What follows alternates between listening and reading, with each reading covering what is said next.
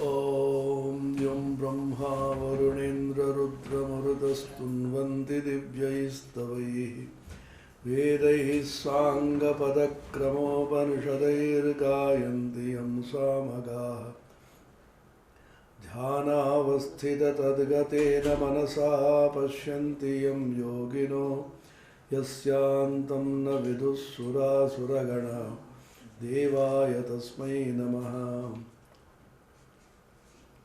My salutations to the Supreme Being, whom Brahma, Varuna, and Indra and Rudra glorify divine hymns, whom singers of Saman praise by chanting the Vedas, with all the complementary parts, sections and Upanishads, whom yogins intuit with the minds concentrated in meditation, and whose limit neither the hosts of Devas nor the Asuras know.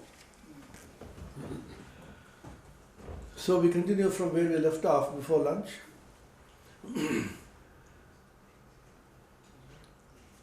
The Karma Yoga of the Gita. Karma Yoga means how to perform work as a means to the realization of the Supreme. Yoga is a realization of the Supreme Being. As I said, yoga could be samadhi, concentration, or yoga is to join one's individual being with the collective being. A question was raised towards the end of the morning session. Yoga karmasa kaushalam, the statement in the Bhagavad Gita. Yoga is the skillfulness in work, or the dexterity in work. What kind of dexterity? Does it bring you a great profit? Or does it make you more famous?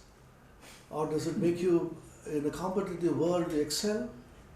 So that dexterity by which you will be able to do work and not get caught by it. So the whole problem in life, for which the Gita is one of the most remarkable texts, you can't live without work. The Gita speaks about it. Why? Because by the very nature of your existence, you will be forced to work. You have to live and eat and have your being. Now, work always brings bondage. Why did Arjuna not want to fight?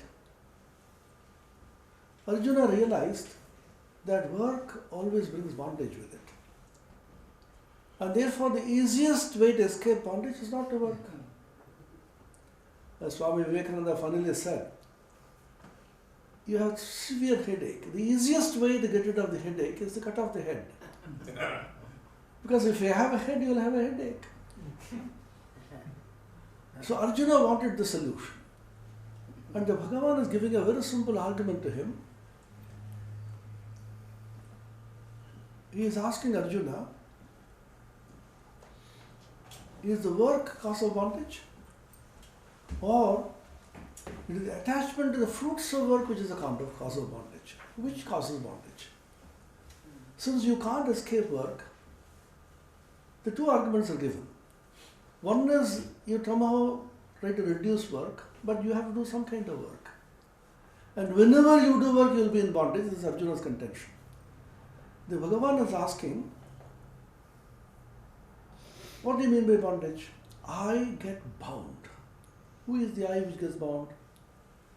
The I which craves for the results of work, action. I have done this and therefore I need the results. The argument against it is, you observe this carefully, why this is important for the modern age and why people cannot accept it so easily. I do all the jobs, slog the whole month. At the end of the month, somebody gets the check and walks away. Where's my salary? Oh, he has received it on your behalf. I did the work and he got the salary?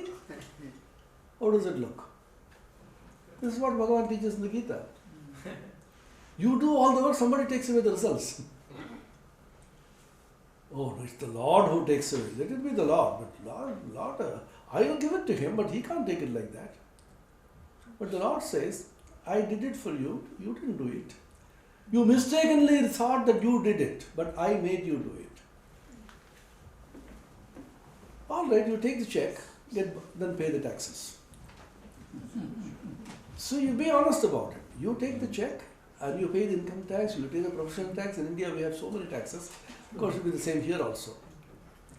You say, I will pay the tax and what little remains I will enjoy. He says, you may do that, but once again you will be caught in the cycle of work. So the easiest is, you allow the Lord to work. He will take the check and as well as pay the taxes also. Enjoy it. So you will simply look on. So Bhagavan tells him, Bhagavan Sri Krishna tells him, that it is not the work which binds, it is not the karma which is the cause of bondage. It is the attachment, the karma phala, attachment to the fruits of work which is the cause of bondage, one. And the feeling of the agency of work is the cause of bondage. I do this, I did it. And therefore you expect a reward, or you expect a pat on the back, or you expect that you should be recognized for the kind of work which you have done. So there is always an expectation at the end of work. So Sri Krishna says, if you can work without the idea of expecting anything after work, give up the sense of agency and stroke, or give up the attachment to the fruits of work, you will not be in bondage. The question is, when I did the work, I slogged the whole day, how can I say I did not do the work? Then the argument is, do we do anything at all in the world? You are sitting and listening. It is nature which is capacitating you to be able to listen. Nature is giving you the capacity by which your ears are open and the sounds enter, you are able to interpret, and you have a healthy body, a reasonably healthy mind, and therefore you are able to listen. See, if nature did not cooperate with you, if your organs of sensation, your organs of action, the karmendriyas and jnanendriyas did not cooperate, you would definitely not be able to listen and understand. So if you look very carefully, you are not to be credited or discredited for anything that you do. Suppose you are a scientist and you do work in the laboratory. You put all the chemicals and allow things to grow, certain reactions to take place. You will be credited for the reactions that took place. You are not credited. Reactions took place by nature's laws. And you only knew how to facilitate that. But I did it. Intellectual property rights. Very famous in the West. I discovered this, I patented this. India, it looks very funny to us because we don't patent anything, unfortunately. Even Jagadish Chandra Bose, he lost to Marconi, and Marconi stole away his papers, it is now proven, and Jagadish Chandra Bose was delighted. Let him take it away.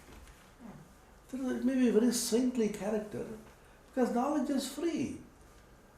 Knowledge can't be patented, knowledge can't be copyrighted. Who copyrights the Bhagavad Gita? Sri Krishna comes and says, you can't print this, there is a copyright. Is this Vyasa's copyright, or Sri Krishna's, or Arjuna's? The whole idea of copyright is so funny, because we think our intellect is ours. Somebody gives you the intelligence by which you will be able to do it. So the Bhagavad Gita's main teaching in a very simple language, the entire copyright is the Bhagavan's, is the Lord's. So he is the owner, he has the copyright, and sometimes he gives you some allowances. So agency thing you can't really prove, that I am the agent of this work. Can you prove this? You calmly think about it in a very scientific way.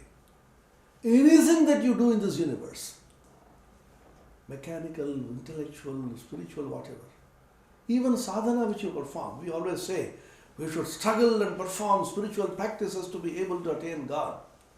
Unless God gives you the power to be able to do sadhanas, can you do it? You can't sit on the floor for a few minutes. After half an hour, my legs begin to ache. So unless He gives you the power to be able to call on Him, you can't even call on Him. So The spiritual people always say, "Oh Lord, give me the power to be able to do sadhana." So be strong in His strength. He gives you the power, He empowers you, and therefore you now jump about. Sri Ramakrishna has a beautiful imagery. Potato and another kind of vegetable called potal in Bengali. So you boil them, you heat the water and they are put there. And before the boiling they simply jump about, the full grown potatoes. The potato and the brinjal, they fancy, "Oh, we are now dancing." Remove the fire, all the dance is gone. So, in exactly the same way, all of us things we are dancing about, we are talking, "Oh Swami, your talk was so good." And the Swami thinks, "I have done something great." Nothing. You fool, it is not your talk. He gave you the power to talk. He gave you the right kind of understanding, and then some sensible, decent, understandable language I could speak, which you could appreciate. You have no credit for anything in this universe. So all the prizes and awards that we win have no meaning at all in this sense. But in the world anyway, you have to do many things. We write books and put our names. Authored by so and so. Who authors what? The greatest books in the world are nameless. Jesus the Christ did not copyright the Bible, and Bhagavad Gita was not copyrighted by anybody. So you are not the agent of any work. This is one. Two, since you are not the agent, you are not eligible for the fruits of work. If I did not do the work, why should you claim the fruits of work? So if you give up the fruits of work, giving up the fruits of work is also a misnomer. It appears as if the fruits of work of mine, I take this and give it to God. So Sri Ramakrishna Arpanamastu is also in a sense a misnomer. It is as if they are my work, I got the fruits, "Oh Lord, come on, I give it to you." The Lord says that they don't belong to you at all. So there is a way of doing this, now the modern way of banking, online transfer. So once upon a time we used to receive the check and then deposit to the Lord or for donations and so on. Now you don't have to do it. Then you give me we call it RTGS in NEFT and all that in India. You give a code, so it's an online transfer. Whatever work that you do, whatever fruits accumulate, then and there it is online transfer to God. So at any point of time, your bank account is empty. This kind of emptiness of your bank account, when nothing is credited as the fruit of your work, is called realization. Realization of God simply means at every point of time you are empty. Because they come and pass and go. In the path of knowledge, jnana, this is called witness. I look on and it's online transferred. And the Bhagavan says, even if you try this just a little, we say it's not easy, it's very difficult. I did something, but you decide to do anything at all. See, it's very difficult for you to accept and appreciate that I didn't. Swami, what you say appears correct, but this but is a problem because the ego comes and says, "Don't accept fully. Come on." You know, logically it is right, but still you feel, will I not just have some contribution to it? Don't I have? The Bhagavan says, all right, you try it a little. To the extent you succeed, to that extent you are great. The great concession in the Bhagavad Gita, Swalpamapyasya dharmasya trayate mahuto bhayat. Can you get that verse? Swalpamapyasya dharmasya trayate mahuto bhayat, 3rd chapter. Vyavasayatmika buddhireke kurunandana Bhushaka hyanantascha buddhayo avyavasayinam. Even a little of this work, I think in the 2nd chapter, is it? What verse? Swalpamapyasya dharmasya, even a small amount of this. This is the 2nd chapter, 40th verse, 240.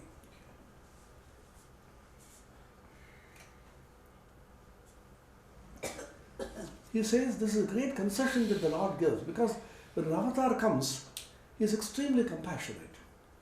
He knows our weaknesses, he knows our limitations, and therefore he doesn't ask for much. Sri Ramakrishna said, just do something. I have done the 99% of the job I have done. Just 1% you contribute.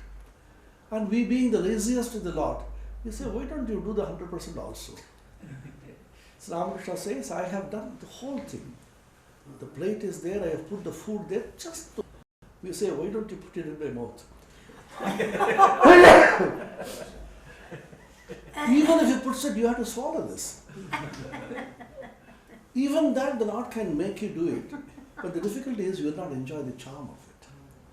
Swami Brahmananda was asked once, Maharaj, you have the spiritual power. Can't you by a touch or by just a wish give us the highest realization? So Maharaj said, I can.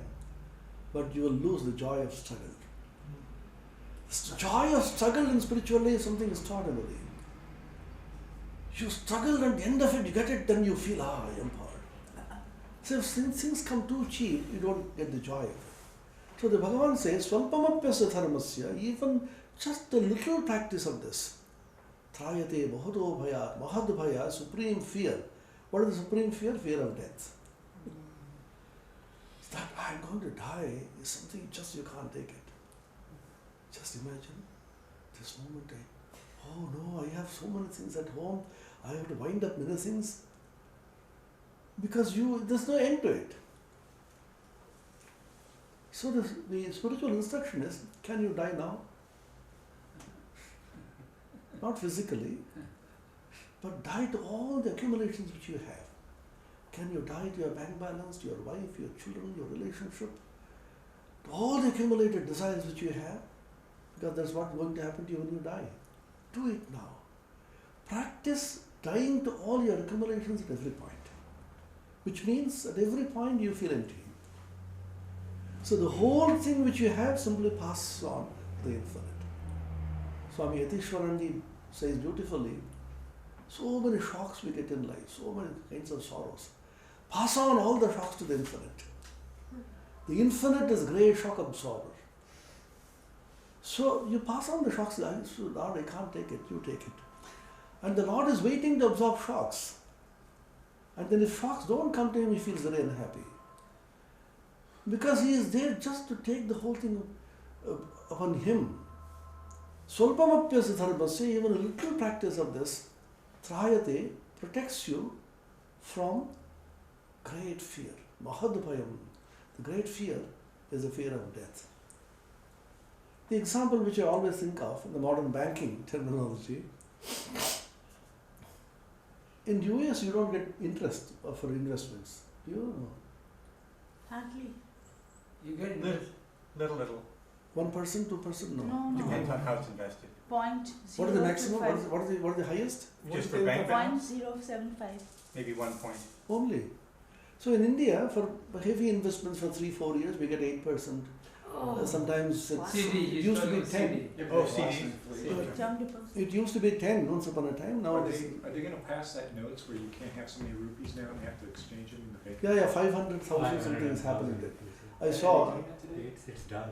It's done. So if you Couple of days ago, you cannot. So you see, exchange once funds. again, I saw it only yesterday somewhere. Couple of days ago. So immediately I realized how Vedantic. So this is one thing you should practice. It's very easy to practice. Everything that you see, whether the newspapers, whether the news, always try to have a Vedantic vision. What is the Vedanta in this? Do you know?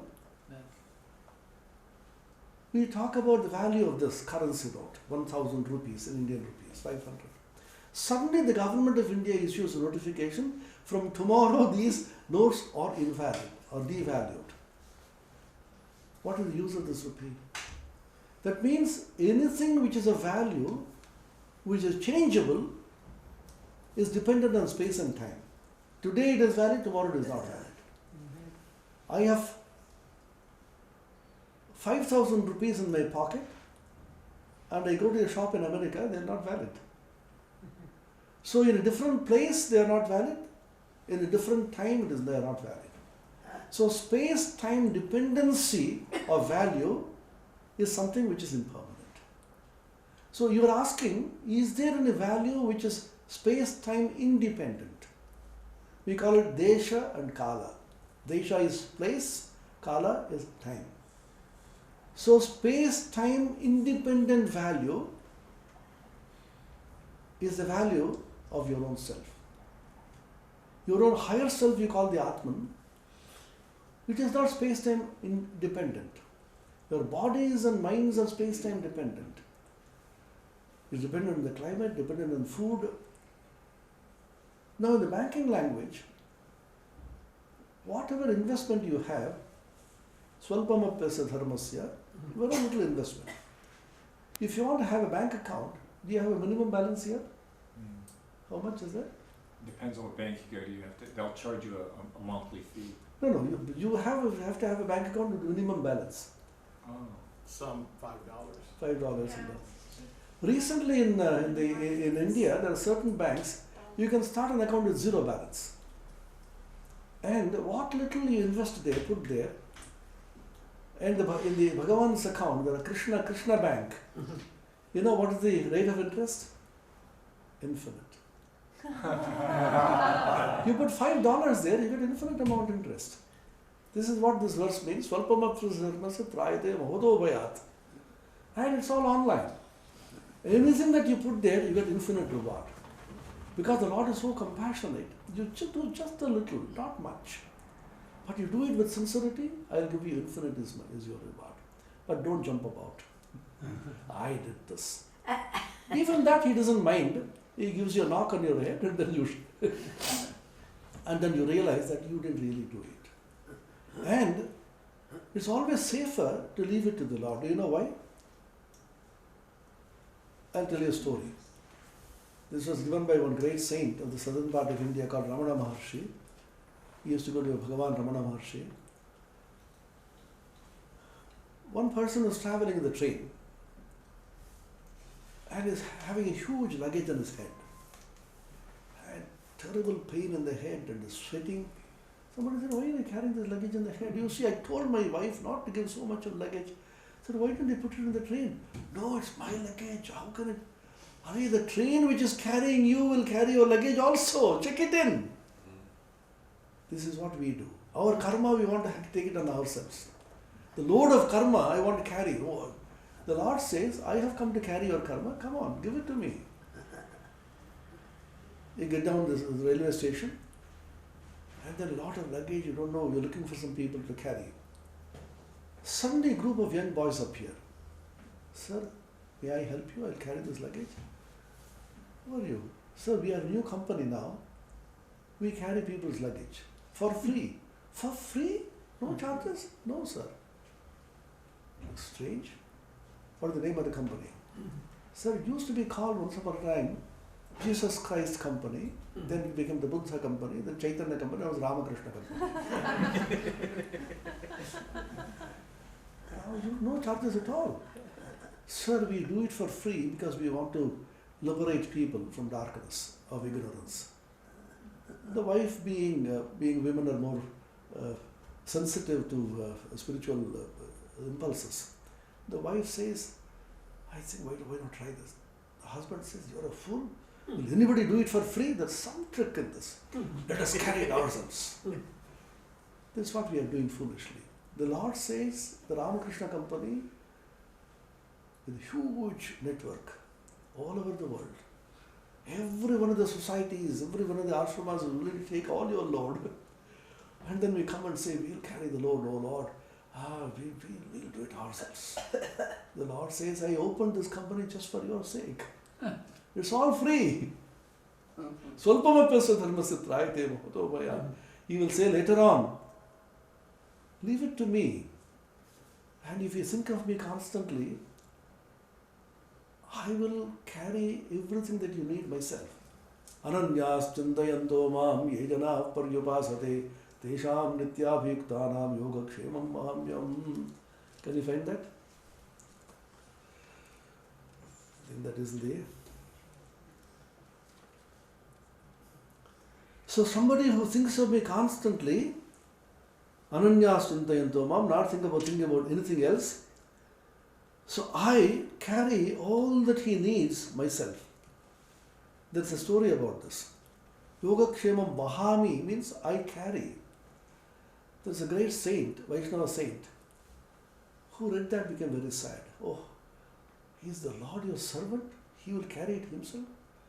He will send somebody to carry it. He is the Lord of the universe, he is Parameshwara. He will employ somebody who will be able to carry this. So he changed it to Dadami. Dada means I give it. Vaha means I actually physically carry. And he went for baths.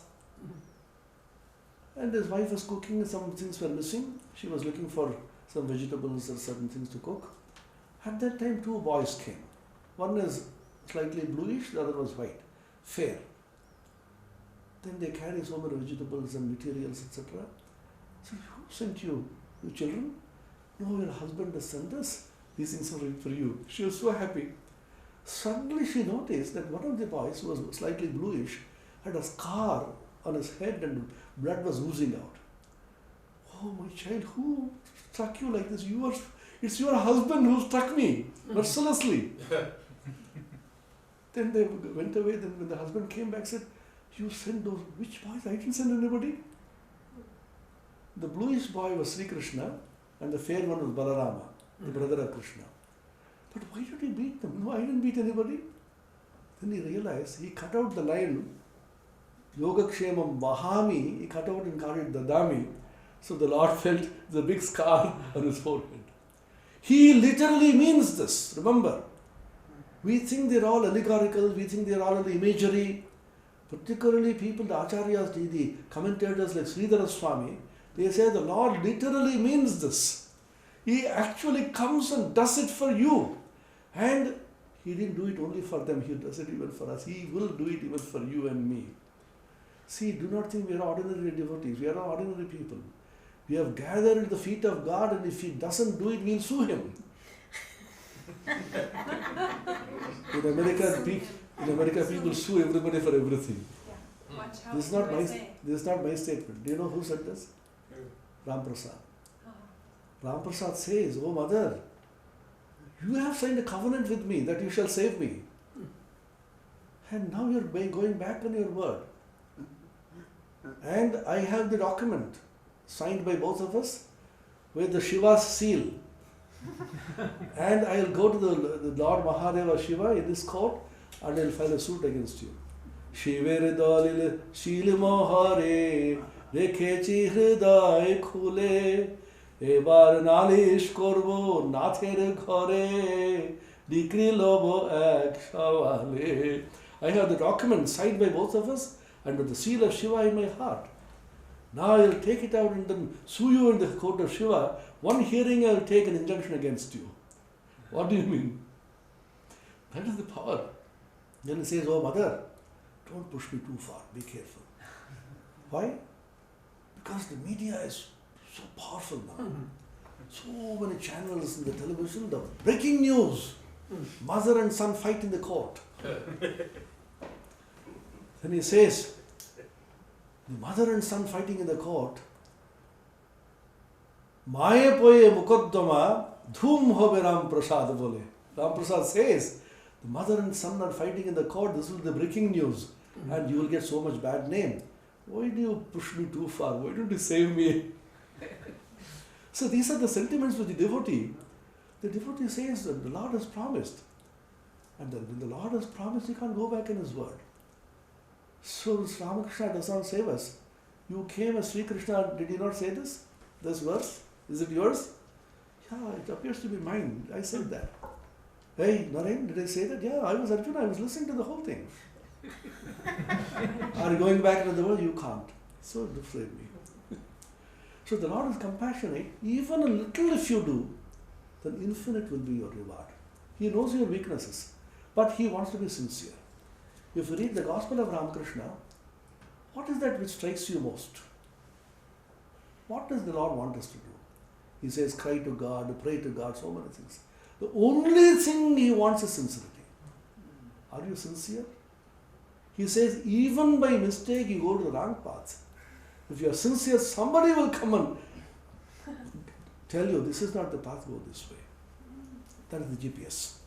Sometimes we make mistakes and go to the wrong path. GPS will say, oh, no, come on, take a U-turn. Take a U-turn at the immediate exit.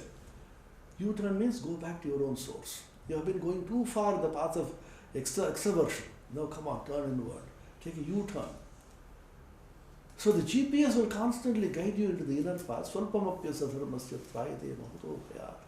And in this Karma Yoga, which the Lord is preaching here, 3rd chapter and the 4th chapter, there is no fear of any loss.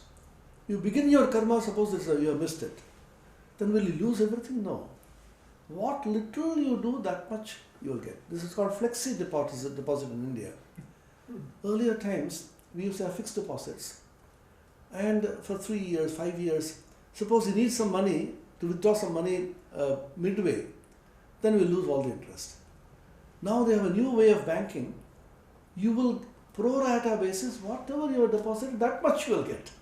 The Lord says, what little you do, that much will be reward. Swalpamapyasa dharmasya trayate mahato bhayat. This Karma Yoga, therefore, is based, as I said, either on bhakti, devotion to the Lord, because the Lord is doing everything on your behalf. He is using your body, your mind, your intellect, and your buddhi. He is using all this to accomplish things which you are trying to do. So the property rights in the intellect, etc., you have no right over anything at all. So the Lord has the rights over your body and mind. And if you can even realize this for a moment, this is not very difficult. So what is as a practice, what is being prescribed, Swami Brahmananda says this, before you begin the work, you go down to the Lord, oh Lord, I am going to begin this work. I am beginning the day's work. You should empower me, you should show me the right direction. You should sit in my heart and guide me. Suppose you type an article, you should be in my intellect and put the right words. My finger should be able to type them. It's your work. So constantly remind yourself that in the midst of work, now and then stop for a moment and try to feel within. All your ideas as thoughts, all your accomplishments, all things that you perform, all of them are accomplished and thought about with the Lord sitting in your heart. So now and then in the midst of work, try to feel it. At the end of work, you surrender the whole thing to the Lord. I have tried to do my best. Now the rest is yours. So this kind of a practice, after some time, after a few months or years, you will feel you can't claim anything. Suppose somebody says you got excellent lecture, somebody says your article was excellent, your book was, you will never feel elated because it is not yours anyway. The Lord made it do you. And then for the sake of external appearance, you have to say compiled by so and so, authored by so and so. These are mere words only. So you can't say all books written by the Lord. Suppose you say all the books in the world. Who is the author? You go to the library. Do you have the author index? No. There is no index at all. Why? All the books are authored only by God. Which is true. But in worldly parlance, you have to say this has been authored by so and so and so on. So if you try to practice this, you will not feel elated if somebody praises you for the good job you have done. And you will not feel depressed for a job which others feel you have not done well. This is again an important lesson of the Bhagavad Gita, Samatva Buddhi. This is another point which I am taking up. See, remember, Gita has 4 important pillars. One, I'll write it down for you.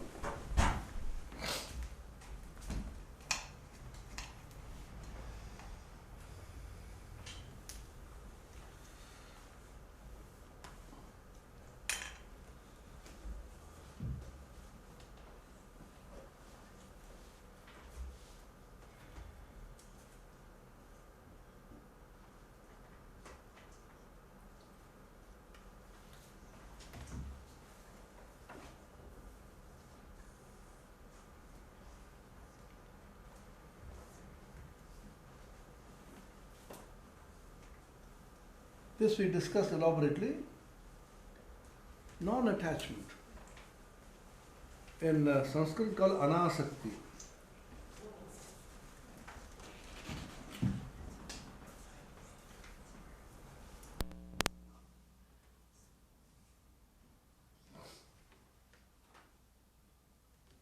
Second is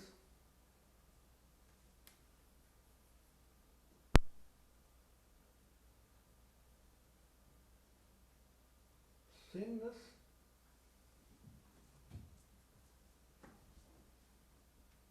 equanimity of vision.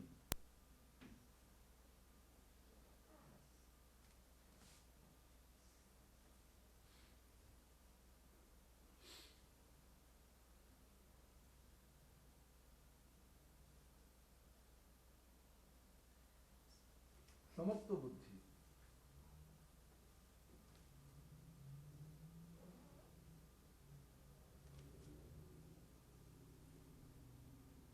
The third is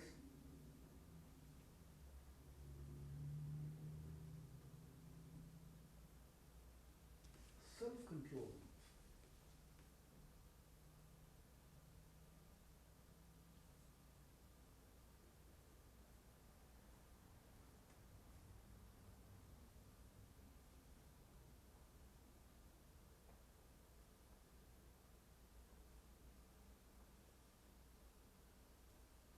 Okay, Jitendriya. Jitendriya means control. The fourth idea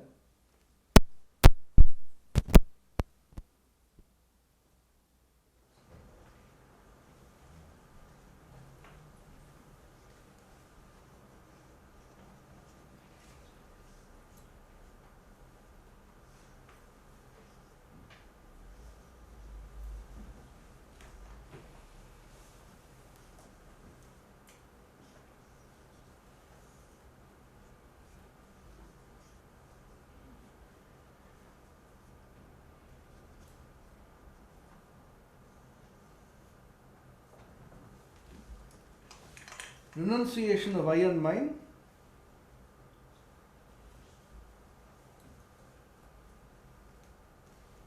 nirmamo nirahankara.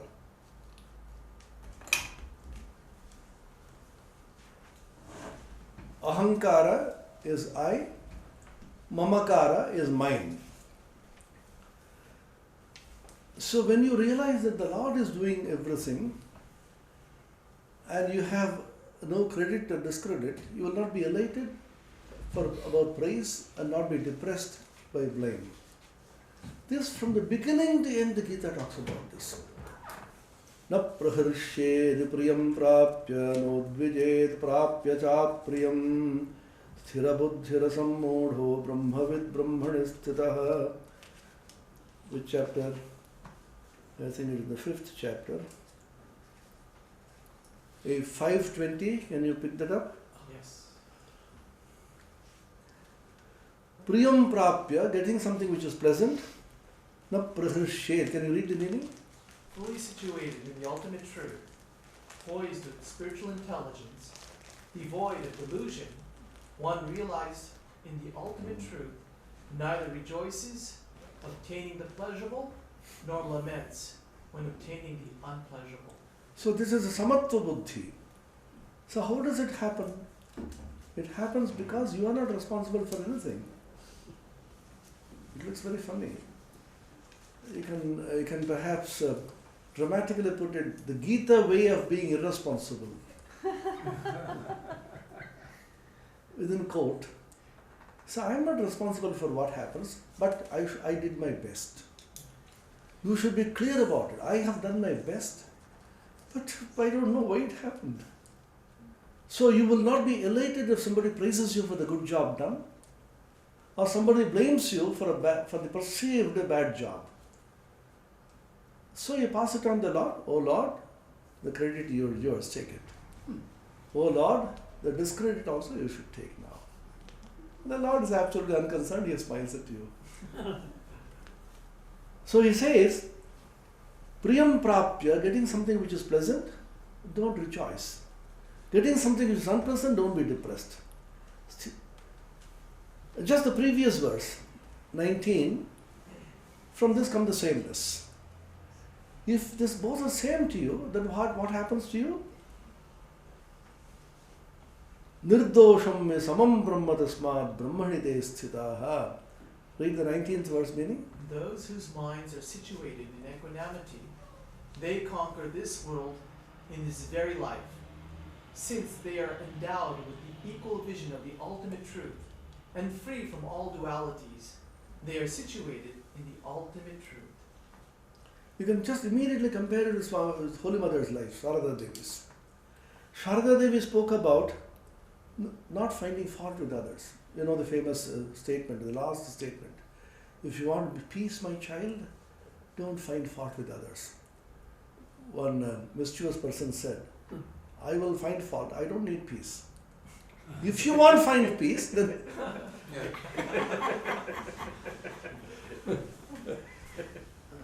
But the difficulty is, you may not want peace, but you are not seeking peace which makes everybody peaceless. Your very presence will radiate peacelessness.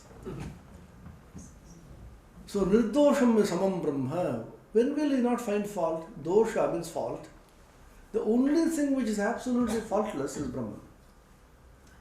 And therefore, if you are poised in Brahman, then Esham samya sthitam manaha. Samya is sameness, equanimity. You are poised in that because you know that you have, in the modern language they say, you have no stakes or claim in it. If you have a stake in it, then you will feel disturbed. Samam Brahma. Brahman is, two adjectives are used. Brahman is samam, sameness, and Brahman is nirdosha, faultless. And then they are established in Brahman. One important phrase which is used, ihaiva. Ihaiva occurs in the Gita in two places. This much you remember. If you go over telling people, I know the two verses, 519, 523, then people, oh, you know the verses by number? Just memorize a couple of them so that...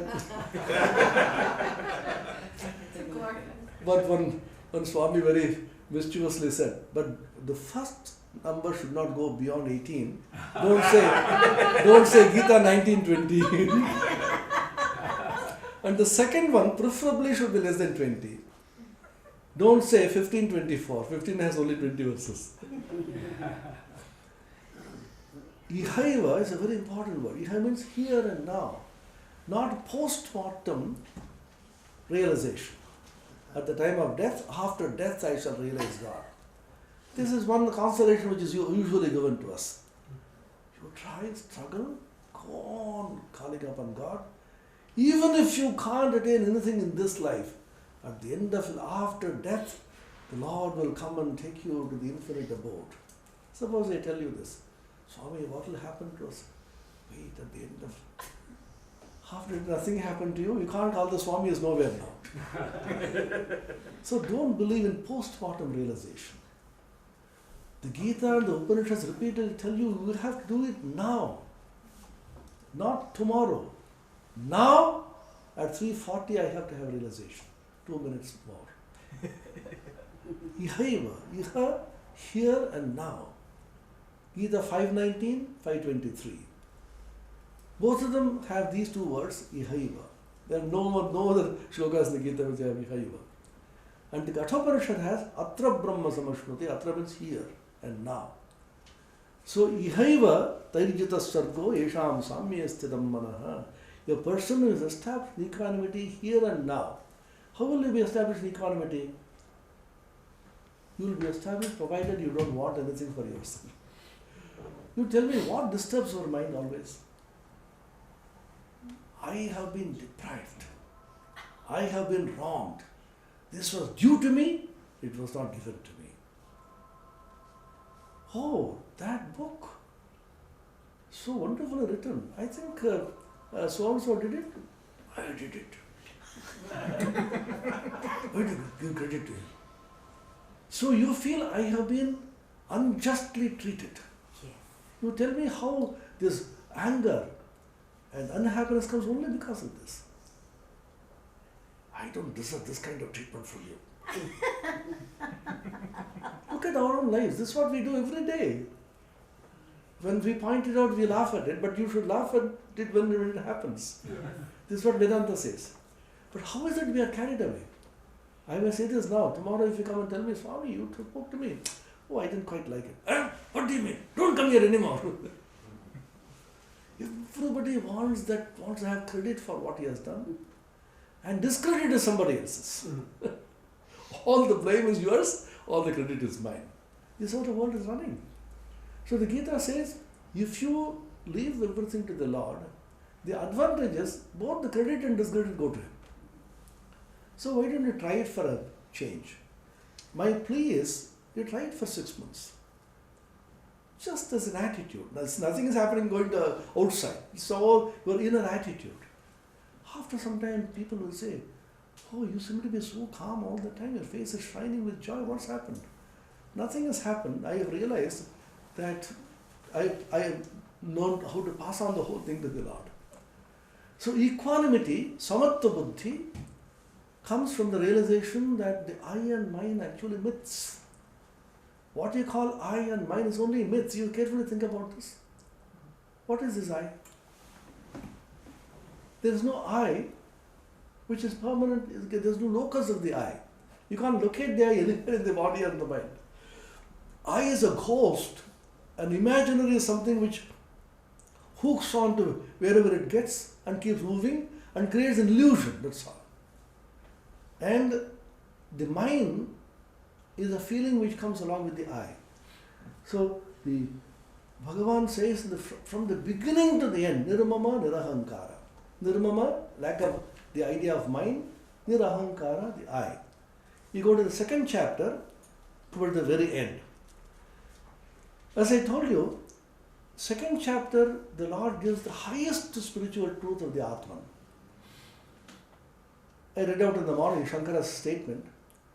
Arjuna is terribly depressed, unhappy. He didn't want to fight. And the hands are shaking. And whole skin is dried up. And he can't even stay. Nacha shaknom vyavasthatum brahmate vishamevana. My mind is reeling and my head is reeling. I can't even stand. Visrajya sasharam chapam shoka samvidna manasa. Threw away his weapons and then simply sat there silent. Ashrupurna kulekshanam, tears rolling down.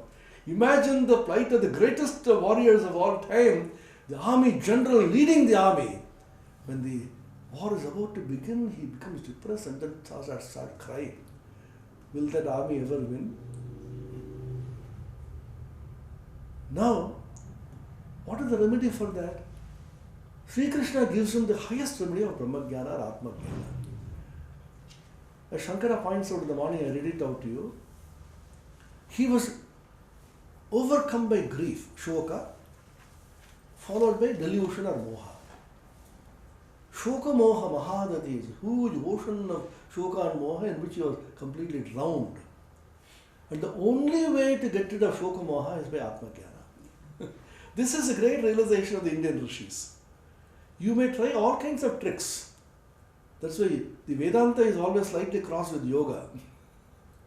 The Vedantins say, see, yoga is okay up to a point, but as long as you don't realize that the body and the mind and the buddhi and your ahankara are actually passing myths, if you take them to be real, once again you are caught.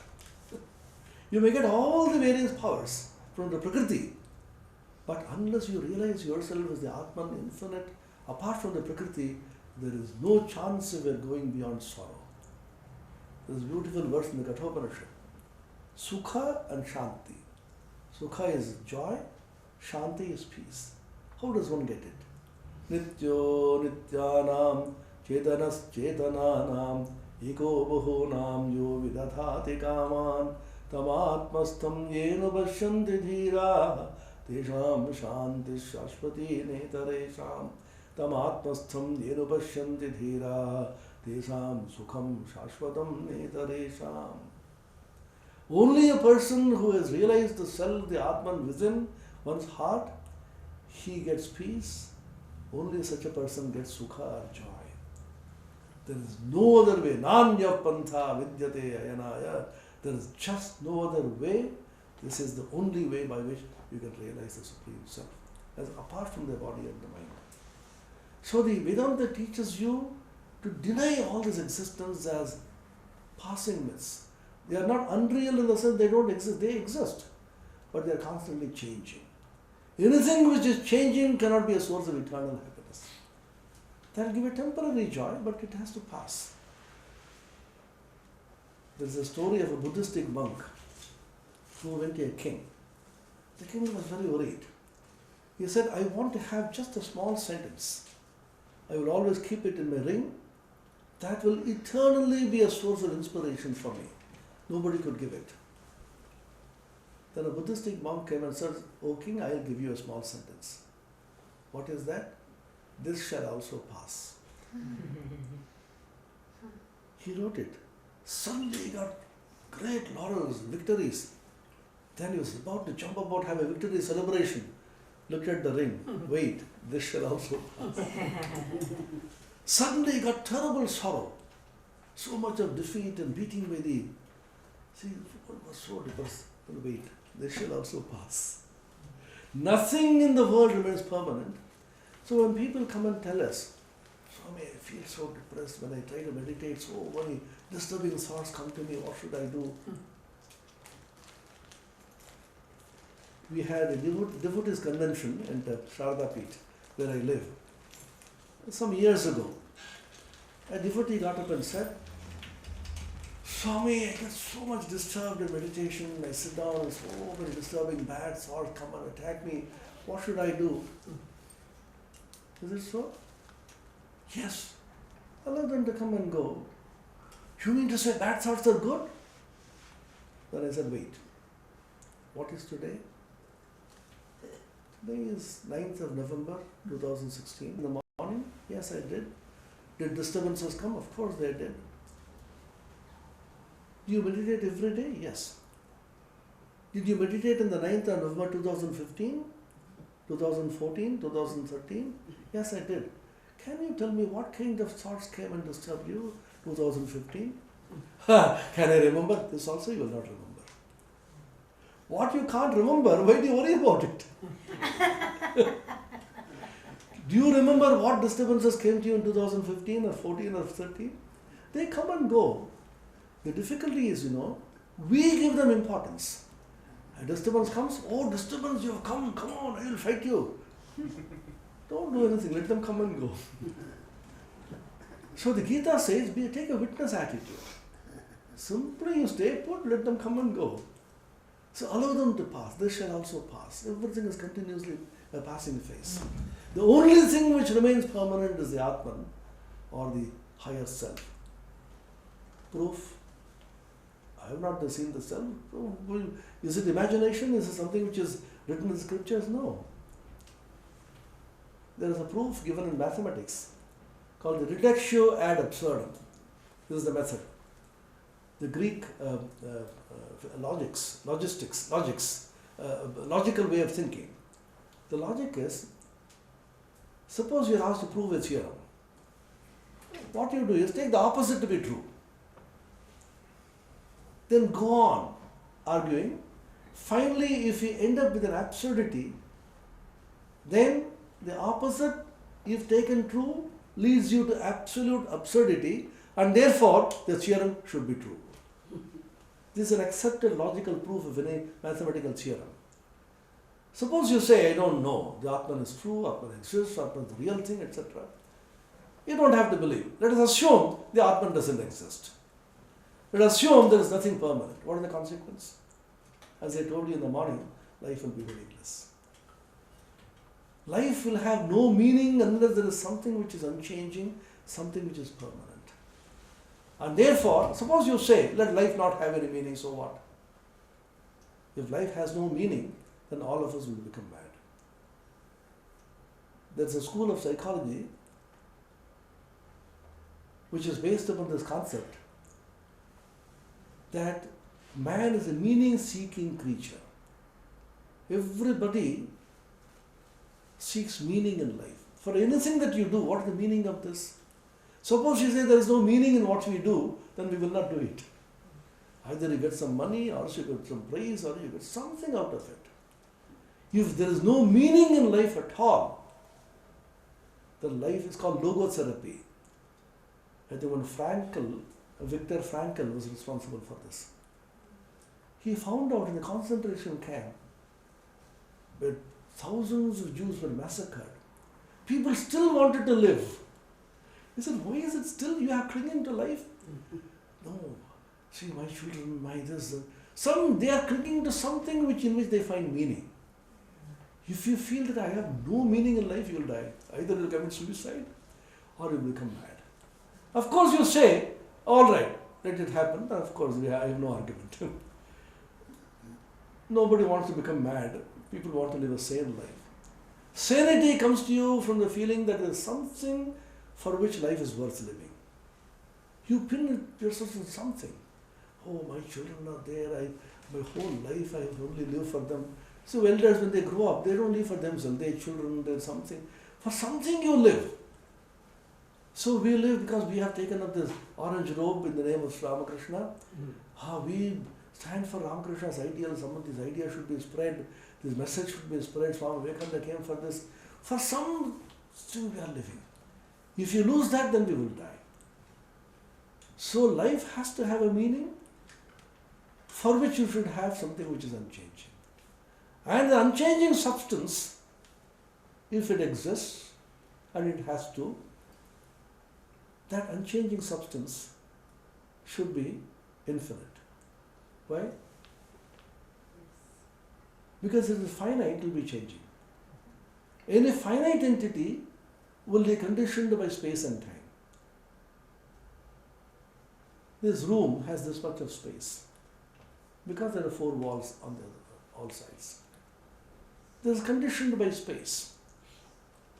1,000 rupees note, suddenly the government in India decides all of them become invalid from tomorrow. Time. Yesterday it was valid, today it's not valid. In time it becomes invalid, changes.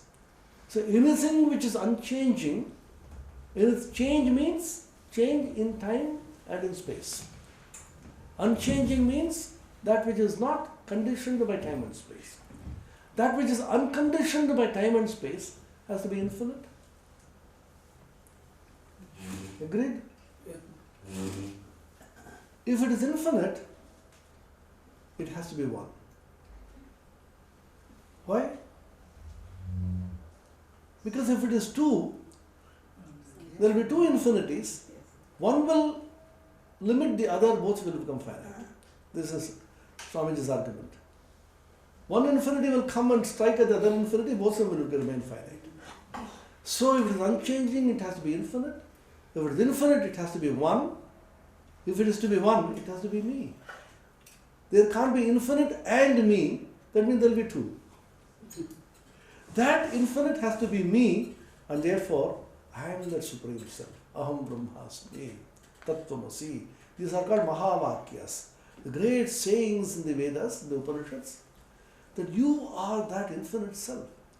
And there is nothing apart from you. The entire universe is you, and you are the entire universe. All of you sitting here are my own projections. Think of the joy of it. Think of the joy of embracing the entire universe as your own self. And this is the source of morality. This is what the Gita teaches. The Gita says, Atmopamyena sarvatra samam pashyati Arjuna sukham va yadi va dukkham sayogi paramo mataha. What chapter? 6th chapter, I think. Atmopamyena sarvatra samam pashyati Arjuna. 6th chapter, 32. See, look at these 3 verses. 30, 31 and 32. 29. Start from 29. 6. Sarva bhutasthamaatmanam sarva bhutani cha atmani ikshate yoga yuktatma sarvatra samadarshanaha. Read the meaning. One perfectly realized and perfected in the science of uniting the individual consciousness with the ultimate consciousness, identifying with this consciousness everywhere and in everything perceives the realized self situated in all living entities and all living entities in the realized self. Samadarshina, the Samatva Buddhi I was telling you, Sarva Bhutastham Atmanam, he sees the entire universe of beings in himself, and Atmani, Sarva Bhutastham Atmanam Sarva Bhutani cha Atmani. He sees all the beings in himself and himself in all beings. That means he sees the identity of the entire universe with himself. He becomes Samadarshana. He becomes a man of equanimous vision. And he says, Yo mam pashyati sarvatra, mam, the Lord, who sees the Lord in every being, and every being in the Lord, he is protected by the Lord. And sarva bhuta sthitam yo mam bhajati ekatvam asthitaha. Established in oneness, he worships the Lord. This is a very interesting statement. Bhajati, worshipping the Lord, ekatvam asthitaha, established in the idea of unity. Sri Ramakrishna said, Advaita Jnana Achalabende Jaichata Ikor. Tie the knot of Advaita in the corner of your cloth and then go about doing what you like. That means your vision of even worship of the Lord should be based on non-duality. I and the Lord are one, made of the same consciousness, and you worship the Lord established in this, and such a person, whatever he may be, wherever he may be, that yogi is in me. Then 32nd verse is very interesting. Atmopammena sarvatra samam pashyati Arjuna. A person who sees all beings as his own self. Are built within this, because if I hurt you, I am hurting myself. Teach your children this. This is a very, very important idea. Children keep asking, why should I be moral? Why should I not tell the untruth? Why should I not cheat? That fellow, my friend, he got very high marks by cheating the examination. Like a fool, I listened to your teachings and then got low marks. Our students always tell me this. You have spoiled us totally. We are neither here nor there. So the answer is, if I hurt you, I am hurting myself. Because I and you are the same. Suppose you say, why not hurt myself? Please go ahead. There is no answer to this. Nobody wants to hurt himself or herself. So I being the all-pervading infinite entity and all of you being included in me, by hurting you, I am hurting myself. Swami Vivekananda pointed out, this Advaitic position is the basis of all ethics and morality. So ethics and morality is not imposed by religion, imposed by commandments of God, imposed by any book, imposed by any teacher. Ethics and morality flow naturally as a consequence of the vision of sameness or the equanimity in which you see yourself spread everywhere. So this is the idea of sameness which flows from. So the second chapter, Arjuna is given a thorough teaching on the indestructibility and the infinitude of the Atman. How many verses are there? He asserts, there is an Atman in you which is beyond the senses, beyond the body and the mind, unconditioned, supreme.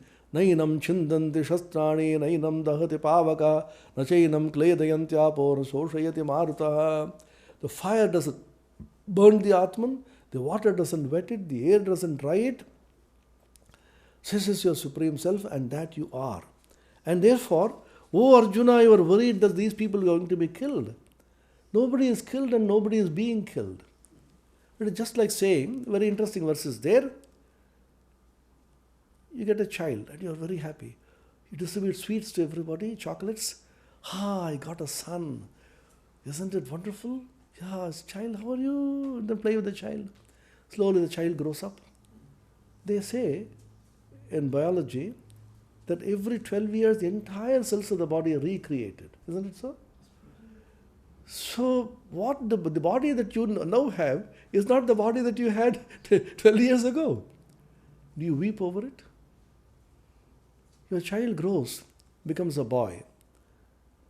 You don't, and the mom is terribly upset. Why? The child is dead and the boy is born. When the boy grows up, becomes an adult, you don't cry. The boy is dead and the adult is born. When the adult becomes an old man, you don't cry, and the adult is dead and the old man is born. If you don't cry for this, why do you cry when the old man is dead and new child is again born? Same logic. Dehinosmin yatha dehe kaumaram yauvanam jara tatha dehantara praptir dhirat tatra namukhyati. 13th verse is the 2nd chapter. In this body, you have so many stages. You have childhood, you have boyhood, you have adulthood, you have old man, old age. So if you don't cry for every one of these, why do you cry when the old man passes away? When an old man passes away at the age of 90, let us say. 90 years ago he was born, let's say 1929, 1930. At the age of 93 he passes away. You don't say, you cry, why are you crying? And then come and say, oh, I'm very happy today, rejoice. Why? I had a very old model car, 1930 model. Somebody has knocked it away and gave me 2016 latest model. What is that? Alvin, what you have? Avalon. Avalon car. Suppose somebody gifts you an Avalon car, 2016 model, would you weep? Oh, I got a new model car. My 1930 model is gone. You don't cry. When the 1930 model body is gone, why do you cry? Ah, my 1930 old model body is gone. I have the latest 2016 model fresh body. So anyway, you're going to get it. So these are arguments which Bhagavan gives him in so many ways, different kinds of arguments. So every time changes take place, you don't cry over it. So this death is only a change of your consciousness going to a new body. The encasing is different. This old laptop, somebody takes it away and gives you a fresh laptop. Do you cry over it? My old laptop is gone. So my old body is gone, rejoice. Ah, my old body is gone. Then, worn out cloths we throw away. This cloth which is very old, you throw it away and get a fresh new cloth. In exactly the same way, the Atman which is residing, Jivatma, throws away this old body and takes on fresh bodies. And he says, Arjuna, just think of this. Where were you? Where was I before we were born? You tell me. God. It's only a conjecture. We don't know where we are. With God. You may imagine that. We don't know what is God, where we... It's an unknown entity. All that you can say, logically, I don't know. We are unknown. Where will we go after this? That's also unknown. Unknown means unmanifested. Now you have manifested. At that time it is not manifested. In the beginning everything was unmanifested. In the middle it is manifested. Again it is going back to unmanifested. Then why do you weep over it? Avyaktadini bhutani vyaktamadhyani bharata avyaktanadhananyeva tatra kaparidevana. 228. Remember this, a very important verse. When somebody asks you, oh, I'm not worried about it. 228. Because at the beginning it is unmanifest, again at the end it is unmanifest. In the middle it is manifested, so don't worry about it. But, although repeatedly we are told this, we realize that to some extent this could be true, even logically, emotionally, psychologically, philosophically, we accept that I think this sounds right. And always in English we say, yeah, it sounds good.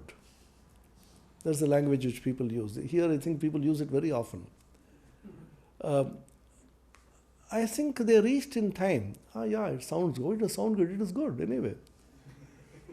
But that's the way people talk here.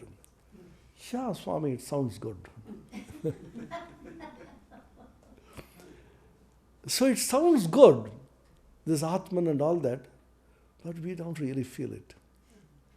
This Atman is looked upon by some people as great wonder. Some people hear about it as great wonder. Although people hear about it repeatedly, alas, nobody really knows it. Gita verse 229. Read the meaning.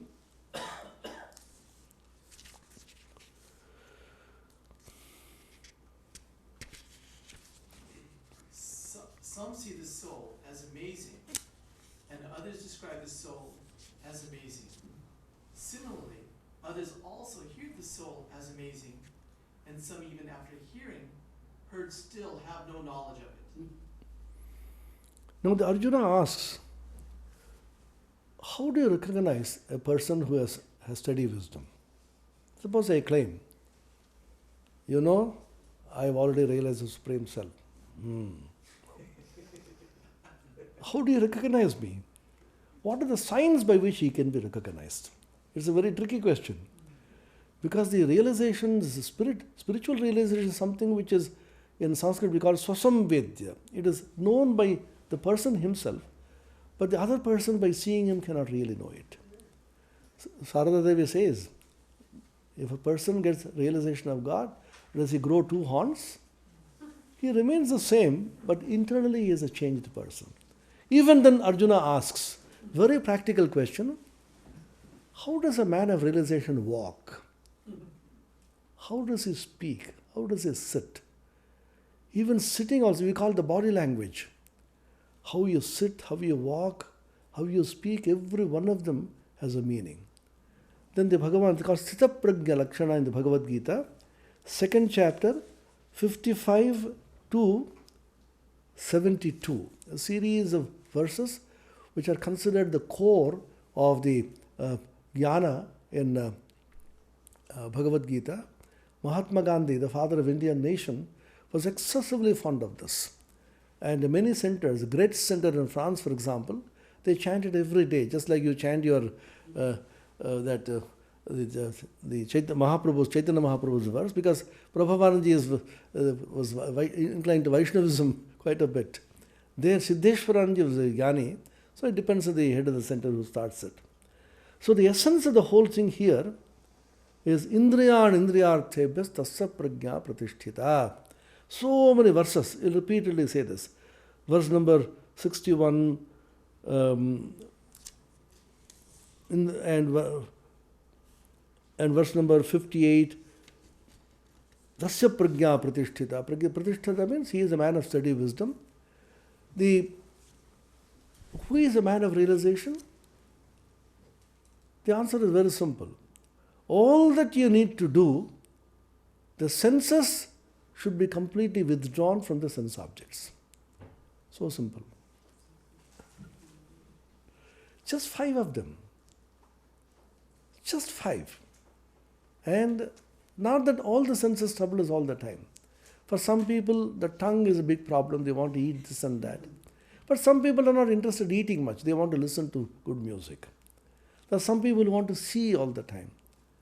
So you can find out which of the senses troubles you the most. What is the common troublemaker, do you know? For everybody? No, in the senses. Touch, sense of touch. Sense of touch is something which is universally creating trouble. And interestingly, all the other senses are also in a sense touch. Eyes, when they see, it's also a touch. The sensations from there touch the eyes and then I see. The ear, the sounds come and vibrate, it's a touch. Nostrils is also a touch. And the tongue, of course, by seeing something, food, you don't get excited. When you put, some more. No, you shouldn't take this. You have very high diabetic tendency. Please don't take the sweets. I don't want to take just a small piece. I'll take, includes a dose of insulin. You take this, you are flat. See how the senses are constantly drawing you. And the sense of touch, the skin. Touch is something which gives you a pleasant sensation or unpleasant sensation. That is something which simply makes you mad. The whole world is mad with touch. That's why the Bhagavad Gita, in the 5th chapter, has a series of verses on touch. Swami Ranganathananji always used to talk about this. Be careful about touch. In the Western countries, the touch is so terrible. People simply go and push you, hug you, and show their affection in peculiar ways. In India, people are taught from childhood to be very careful about touch. Because you never know. And then they say that even scientifically, the fingertips, and those of you who have studied some physics, magnetism, electricity, etc., always in corners, in tips they accumulate. The principle of the lightning conductor, for example. You have sharp edges, and the lightning is immediately drawn by that. So they say the electrical impulses which generated in the body when you meditate, when you think, always accumulate in the tips of the fingers. That's why they say great men who want to bless, they always touch with their finger. And shaking hands, this takes away a lot of your spiritual energy. It looks very strange for people in the West. Swami Atmapriyananda, when he came to the West in San Francisco, he banned it totally. Do you know that? He banned shaking hands. Men, women, nobody should shake hands with anybody. That's of course for highly evolved souls. See, unless you want to bless somebody, don't usually, as a matter of course, go for touching anybody. I'm not pontificating the Gita teaching here. You can refer to verses here in the Gita, 5th chapter. Bahyasparsheshvasaktatma vindatyatmaniyat sukham sabrahma yoga yuktatma sukham akshayamashnute. 21. 621. Just read the verse. 521, right? Sorry, 521. 521. One whose mind is not attached to external sense objects enjoys the happiness of the inner self, self-realized in the ultimate truth by the science of uniting the individual consciousness with the ultimate consciousness. One enjoys unlimited bliss. Bahyasparseshu asaktatma. Asakta means detached, unattached. Bahyasparsha, external touch. Vindati atmani yat sukham. Two kinds of touches are mentioned in the Bhagavad Gita. Tapasyan used to tell us this. One is Indriya Samsparsha, the touch of the senses. The other is Brahma Samsparsha, the touch of Brahman. It is as it were the Brahman is trying to touch you. How wonderful it will be if Ramakrishna comes and touches you. You are meditating, suddenly Ramakrishna comes and, oh, you are meditating, my child, puts his hand there. He did it to Naren. Naren went into Samadhi. So the Brahman also gently touches you. So seek the touch of Brahman rather than the touch of the senses. Vindati atmani yat sukham. A person who has completely given up the touch of the external senses, he rejoices within himself and you get the bliss of the Atman. Sukham akshaya mashnute. Akshaya means undecaying, unchanging, undiminishing bliss. But the touch which you normally enjoy by touching somebody, the sense of pleasure which we get, that is usually limited. Why? It comes and goes. The next verse, 22. Ehi samsparshaja bhoga dukkha yonaya evate adyantavantak kaunte yanateshu ramate buddha. Samsparshaja bhoga, the enjoyment which comes through touch, it is the source of all sorrow. Dukkha yonaya evate. Adyantavantak kaunte, because it is beginning and end. A wise man does not rejoice in this. So he says, then what should you do? Next verse, Gita 5:23, ihaiva. A person who can completely control his senses till the time when the body falls away in death, up to that time if a person can steadily control himself, kama krodha udbhavam vegam, the energy which is roused within you through kama, desire, and krodha, anger, such a person who can control himself, what happens to him? Sayukta sasukhi naraha. He is the wise man, he is a yogi, and he enjoys unlimited bliss. So this is the third point which I'm mentioning here, self-control. Repeatedly the Gita talks about this. Immediately go to the 6th chapter, you will see.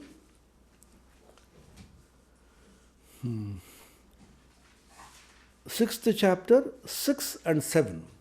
These are very important for our daily life. After some time, nobody is going to guide you. In the West particularly, People are terribly dependent on their guru. Guru is going to pass away at some point of time. You will have to be detached from him at some point of time. So develop the power to connect to the inner guru. Uddhared atmanatmanam natmanam avasadayet atmaiva hyatmano bandhur atmaiva rupuratmana. Teach your children this. Tell your children. You see, up to a point we can give you protection. After some time, nobody is going to be with you to protect you. Raise yourself by yourself and never demean yourself. This is a very, very important thing. Now, Atmanam avasadayet. Avasadayet taking you down. See this precious human body and the human mind which God has given you. Don't behave like an animal. Don't demean yourself. Don't take yourself down and down and down. What is the easiest way to do that? Think elevating thoughts. Fill yourself with elevating thoughts. If you feel upset about something, read the Gita, the Upanishads, or you sing songs, you chant. Somehow you connect yourself to some kind of elevating song to raise yourself. Or come to have holy company, come to the ashram, meditate, or have a long walk and chant. So by some means or the other, try not to go down and down. Why? Because you are your own friend or you are your own enemy. You decide. Am I going to be my friend or am I going to be enemy? No point in blaming anybody. My son was so good. This boy spoiled him. Nobody spoils anybody. You have to be your own friend, you have to be your own enemy.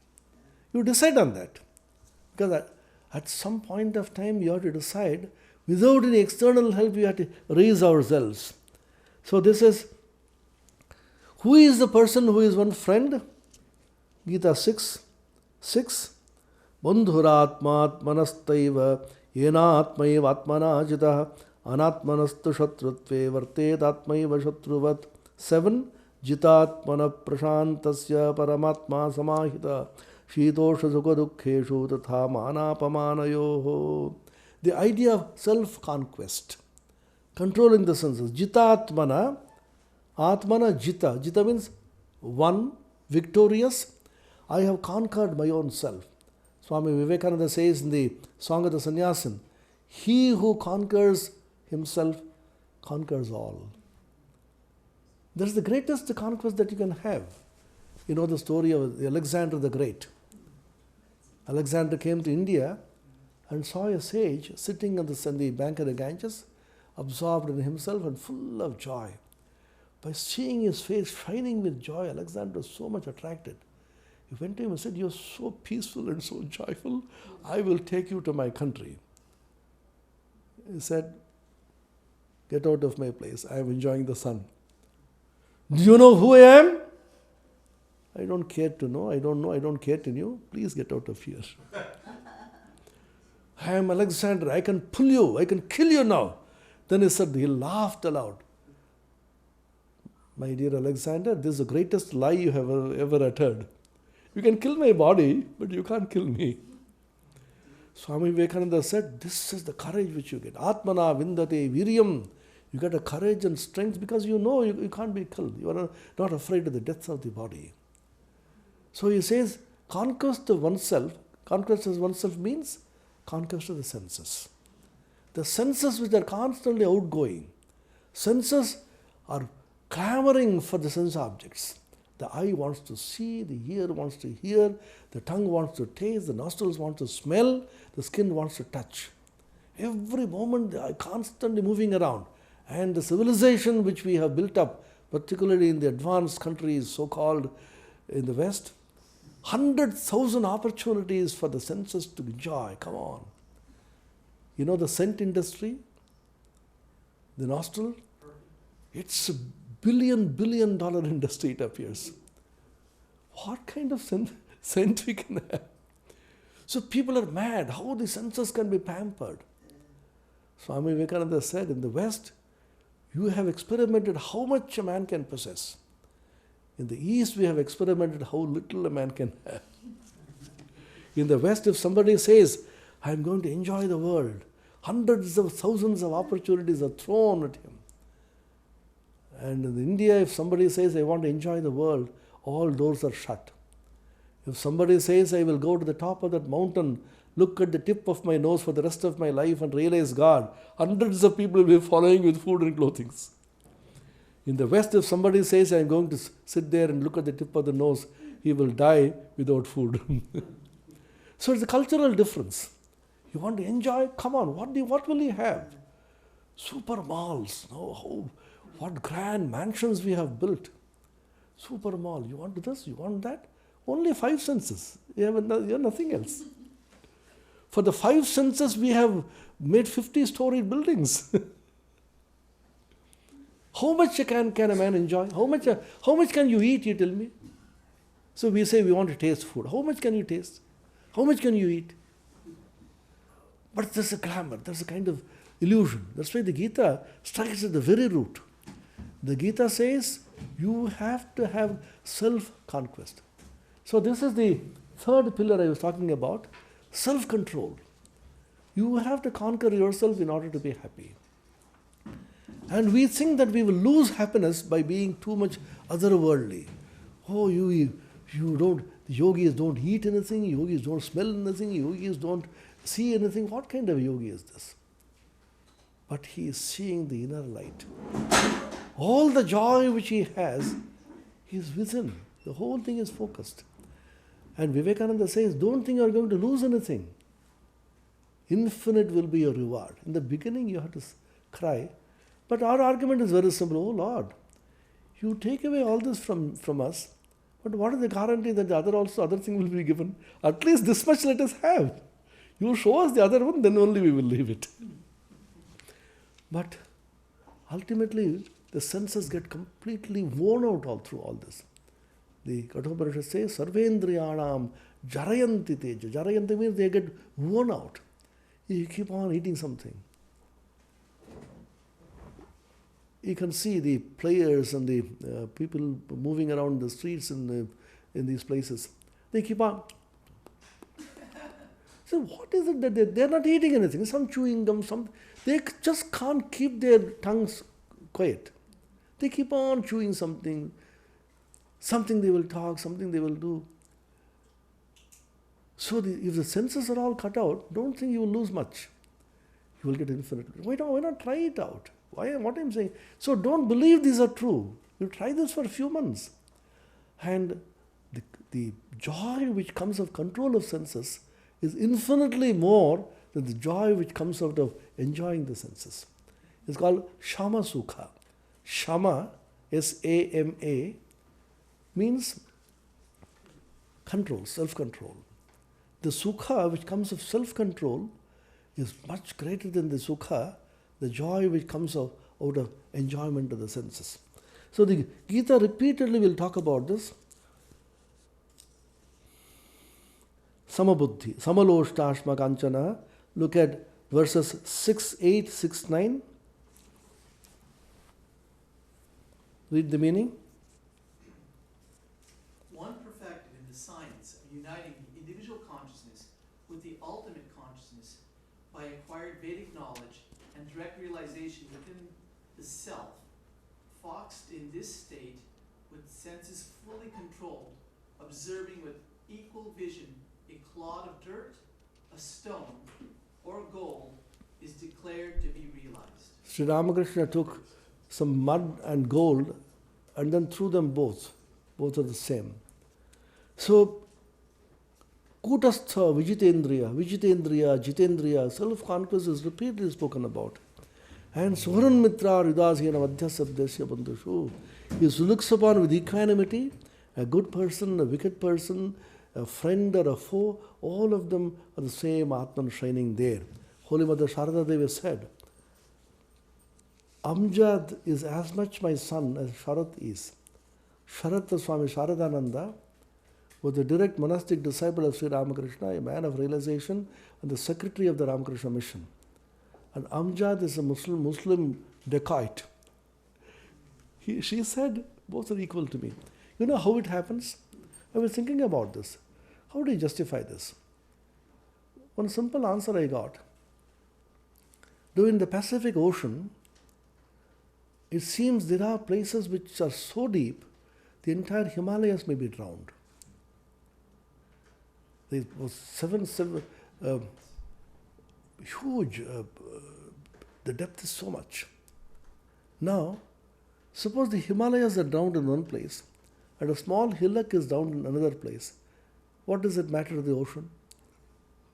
As far as the ocean is concerned, both are drowned. So from that point of view, the Himalayas and the small hillock or a small stone, they are identical.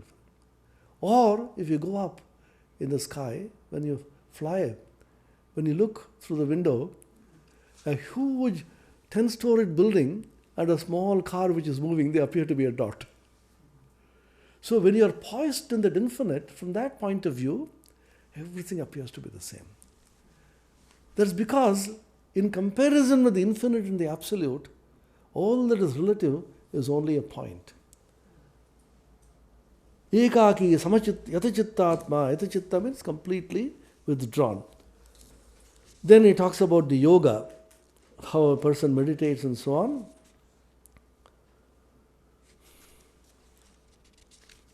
Now,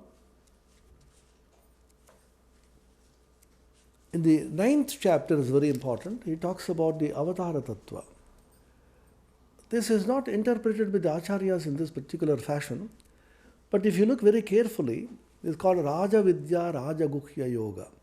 Raja Vidya is a royal knowledge, and Raja Guhya is the royal secret. There's a royal path. We say in English, right royal road to perfection. The national highway. You simply drive without any obstruction. What is this highway? This highway is the path created by the avatar. When God comes as man, He creates a new highway in which you can just drive without any obstacle. So He gives Guhya Tamam. You mark this word 9.1. You bring 9.1.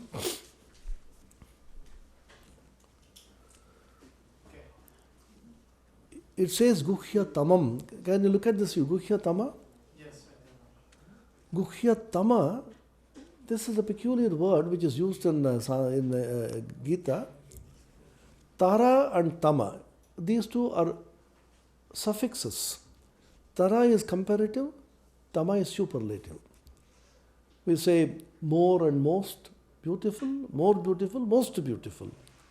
In English we put ER and EST. So Tara and Tama, in the Gita, there are only 3 places where Guhya Tama occurs. Once again, you can, if you want to bamboozle people, you can remember these verses. Guhya Tama occurs only in 3 places in the Gita. One is 9.1, this particular verse. The other is 15.20, 15th chapter, the last verse. The third is 1864. Guhya Tama means the secret of all secrets. The most secret means that it is so important, so vital, so sacred that it surpasses all other pieces of knowledge or truths. That's what it means. Guhya Tamam, I am going to tell you now which is the secret of all secrets, the supreme secret. What is that? The secret of the avatara. Avatara is something which is not logically provable. How can the infinite and the absolute come within the small body? But it is not illogical either, because unless God came as man, man would never have understood God. So it is neither logical nor illogical. It is supralogical, so you call it illogical. And it is mystical. So Swami Atmapriyananda used to say, it is illogical mysticism. So it is not confined within logic. But when God comes as man, a new highway is opened. People like us, ordinary people, also quickly can go through this. It is not Saguna Brahman. Remember, there is a difference. God with form, Durga, Kali, then Ganesha, these are all gods with form, gods and goddesses. Krishna is not talking about them. This is God come as a human being, as an incarnation. Jesus, Buddha, Christ, or Krishna, Ramakrishna, and so on. He says, Rajavidya Rajaguhyam. This is a supreme secret and the supreme knowledge. And this Uttamam, this is supreme. Pratyaksha Avagamam, it is directly realizable. Susukham, very easy. Usually it's that which is very cheap and easy, that doesn't last long. Many things are made in so and so, etc. How much does it cost? It's very cheap, very inexpensive. That means it lasts for a few days and it goes away. He says it's susukham, very easy, but it is eternally lasting. Avyayam. Don't think it is very cheap and therefore easy of access. It is avyayam. Then he says, verse 11, many people looking at me, they deride me. They don't understand my real nature because they come in the human form. Bhuta Maheshwaram, I am the Supreme Lord, and by seeing me in the human form, they think I am an ordinary person. So they do not really know me. And then he says, I am the Supreme Lord. Verse number 18, Swami Shivananda, Mahapurush Shivanandaji was very fond of this verse. Gatir Bharta Prabhu Sakshi Nivasa Sharanam Surat Prabhava Pralayasthanam Nidhanam Bijam Avjayam. I am the goal, I am the way. Christ said that. Jesus Christ said, I am the goal and I am the way. Same thing here. I am the Garta, I am the Prabhu, I am the Supreme Lord. I am your refuge, I am your best friend. We always look for friends. The greatest friend that you can have is the Lord. Swami Atmapriyananda once very touchingly says, can you talk to the Lord sometimes? Please do it, but in privacy, in private. People will call you mad. So you should know how to talk to the Lord. Doesn't talk back, of course. But you can imagine that He is talking to you and pour your heart out to the Lord, whatever you have. Don't always contact human beings. This is one secret I want to tell you in spiritual life. We always are very fond of telling our sorrows to others. Now we have the mobile phone. Every little thing, you are slightly upset, immediately call. I am very upset today. If the mobile phone were not there, that would have gone away. Immediately you want to share all your sorrows with others. Never do it. Do you know why? Recently I read a very funny statement. Please don't share your sorrow with others. Half of them don't care, the rest half rejoice.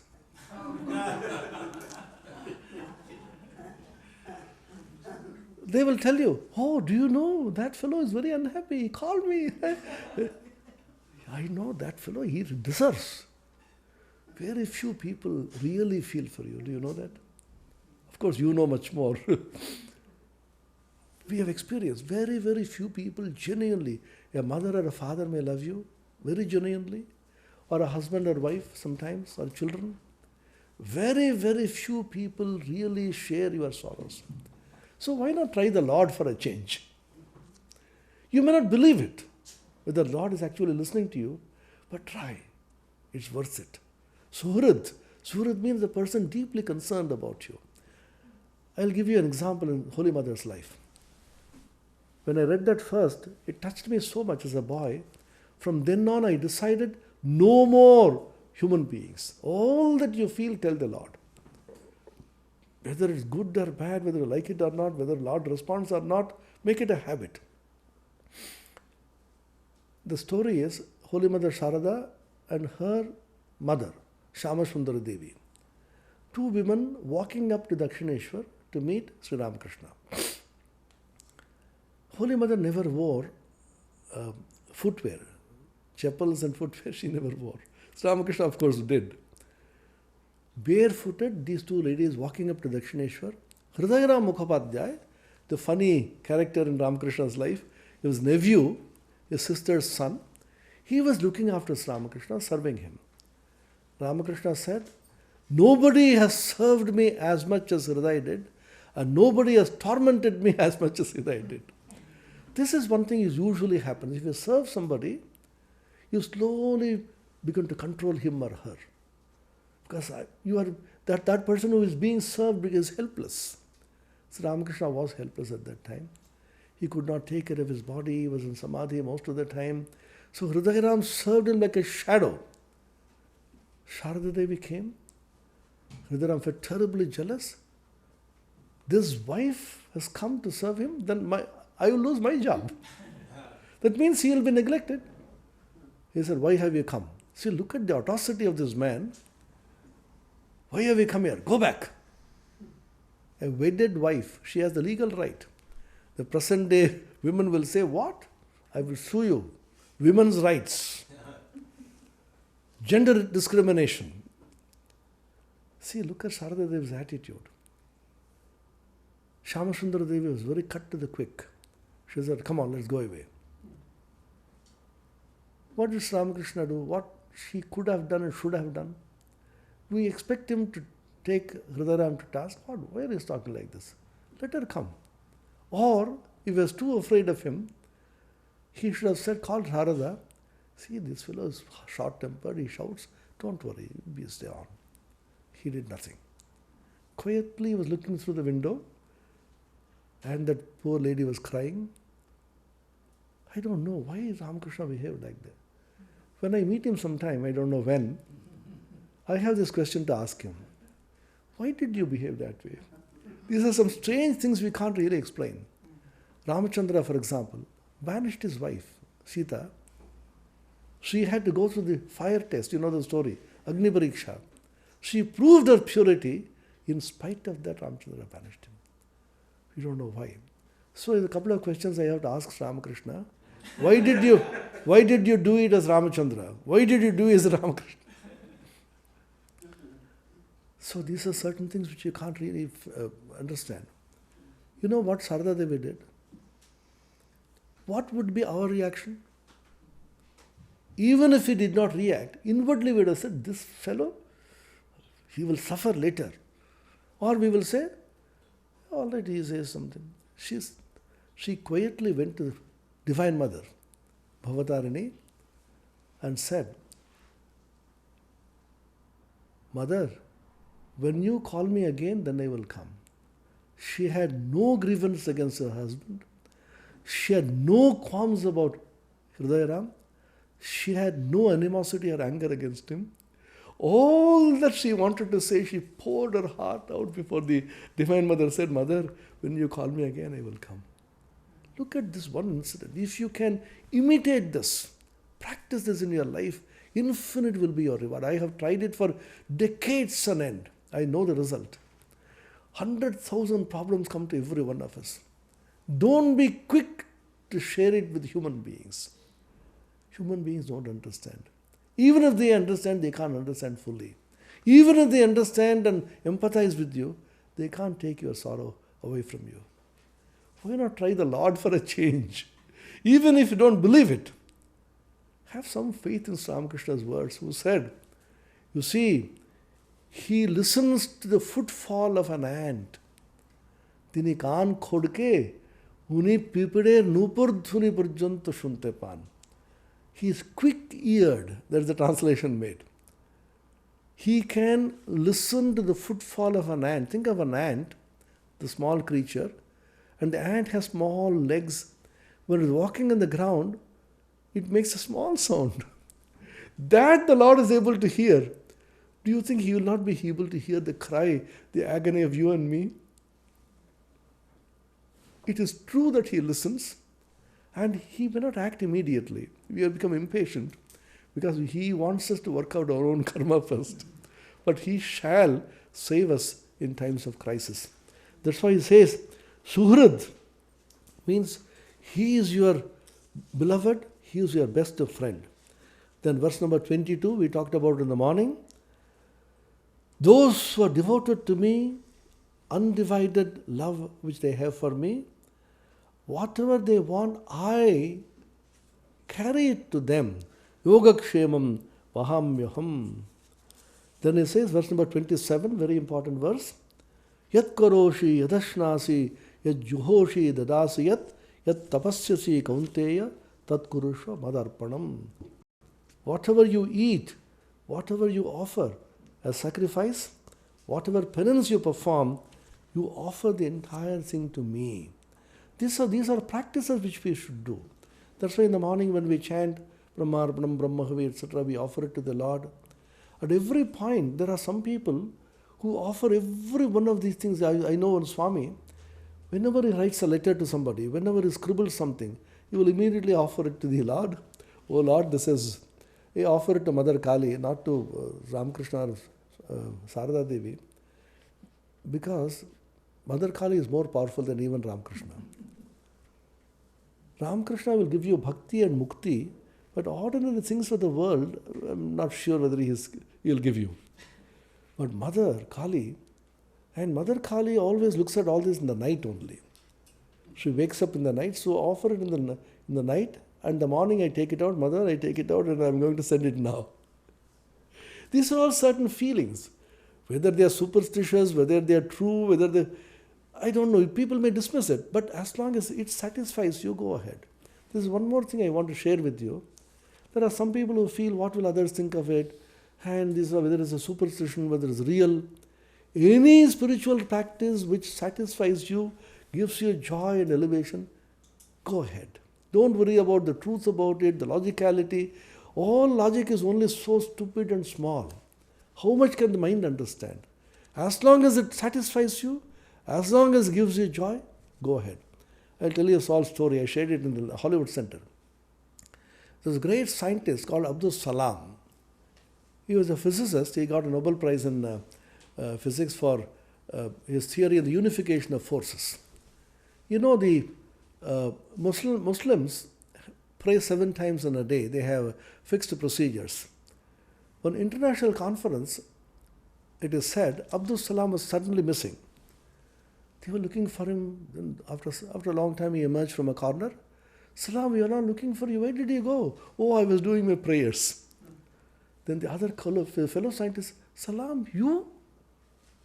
Such a big scientist, believing in all this? You know what was Salam's answer? You see, I am Abdul Salam, a human being.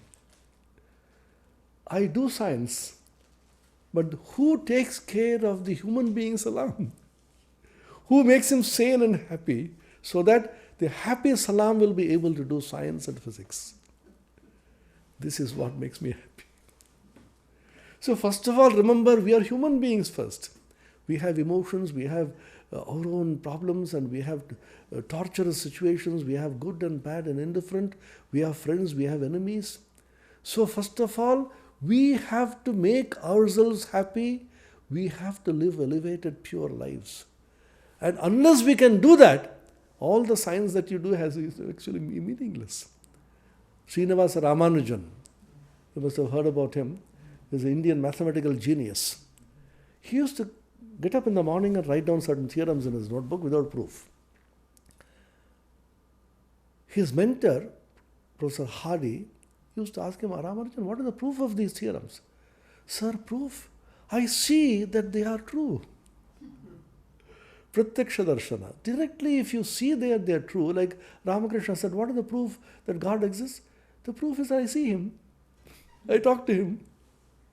What else can you say? Then he says, how do you write down these theorems? Who tells you all this? Sir, that's a secret. I have a Kuladevata, that means my family deity. She is a goddess, Devi, goddess of Namakkal, the place in which he was born in Tanjavur district in Tamil Nadu. She comes and tells me in my dreams, and I note down. Hardy said, this boy is an extraordinary mathematical genius, but hopelessly religious. So you may condemn it, but this is the faith which moves mountains. As Christ said, faith can move mountains. And then he says, this is a great verse, Samoham sarvabhuteshu name dveshyo sena priya, 29. I am equal to all. This gives you great hope. Remember, Narayan and Rakhal are as much beloved of Sri Ramakrishna as you and me. There is nobody special to God. Nobody not special. Samoham name dveshyosti na priya. It is not that I hate anybody, I excessively love anybody. Then what about people? So I have committed so many mistakes, so many sins. Don't worry. Apichet suduracharo bhajate mam ananya bhav. Suduracharo. Durachara means a person who is condemned, who is very bad, who is exceptionally bad, suduracharo, but he is somehow devoted to me. Then what happens? Sadhureva samantavyaha samyak vyavasito isaha. He should be considered as a sadhu, as a holy man, because he has resolved well. When Sri Ramakrishna was giving away Giruva cross to his would-be disciples, you know the story in Kashipur, Sri Ramakrishna was very ill. Uda Gopalda, the old Gopal, his disciple, Swami Atmapriyananda later on, brought some Giruva pieces of cloth, about 12 pieces, to be given to the various sadhus in Rudrakshamala. So Ramakrishna said, where will you get greater sadhus than these young boys? Called one by one and gave them distributed. That's what the beginning of the Ramakrishna Sangha. One cloth was remaining.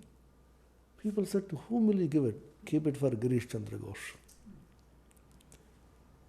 Girish Chandra was a Bohemian. There is nothing in the world, sin in the world he has not committed. You know what he said? I made a mistake.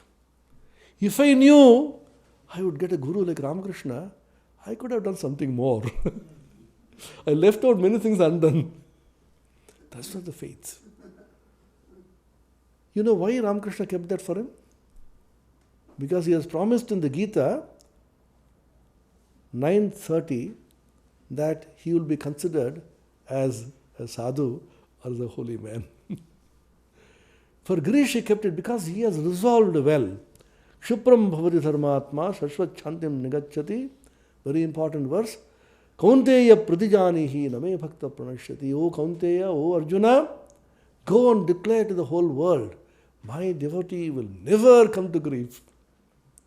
Sridhara Swami, the great commentator, says, O Arjuna, go to a place where people are debating about God's glory, about the saving grace of God, saving power of God. Take all the instruments, beat your drums and shout at the top of our voice. Raise your arms and shout, my devotee, Lord's devotees will never come to ruin. Then they will accept you as their guru. So this is a great verse. Such a person, and the last verse, 34 of the 9th chapter, this is repeated once again in the 18th chapter. This is called the supreme secret in the Bhagavad Gita. What is that? He privately calls Arjuna, I've told you so many teachings about karma, bhakti, jnana, yoga. You know the easiest one? Come to me, manmana bhava, madbhakto, madhyaji, mam namaskuru, mame vaishasi yuktva atmanam matparayanaha. Put your mind in me, become my devotee, and bow down to me, be saturated with my presence, and I will release you from bondage. This is the assurance of the avatar. Christ said this, come unto me, ye that are weary and heavy laden, and I will give thee rest. Sri Krishna said this, Ramachandra said this. The story in the Ramayana, Vibhishana came to take refuge in Rama. You know, Ravana had two other brothers, Vibhishana and Kumbhakarna. Sattva, Rajas and Tamas. So Vibhishana was Sattvic, he came to take refuge in Rama. Rama said, stop. I will not accept you unless I consult my colleagues. A democracy. He immediately called a council. He asked everybody, what should we do now? This fellow is coming, deserting his brother. Then somebody said, sir, he may be a secret spy. Somebody said he has deserted his brother, he will desert you also. Finally, you know what Hanuman Mahavir, the great sagacious being in Ramayana said. Then he said, oh Rama, even if Ravana comes and asks for refuge, you are bound to give. That is your vrata. Then Ramachandra's famous statement in the Ramayana, Sakradeva prapannaya tavasmi diyachate Abhayam sarvabhutebhyo dadamyetat vratam mama. Even if once somebody comes and says, I am yours, then I give them abhaya, fearlessness, refuge. That is the vow by which I am bound.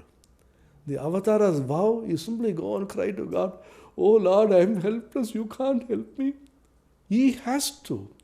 If he doesn't do it, he will be swerving from his duty, and he will be unfaithful to his mission.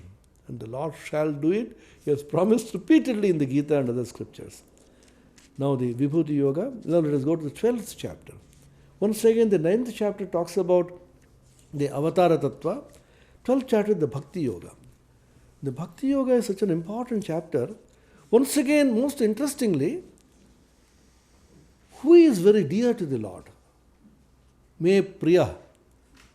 He lists a series of qualities starting from 13 to 20.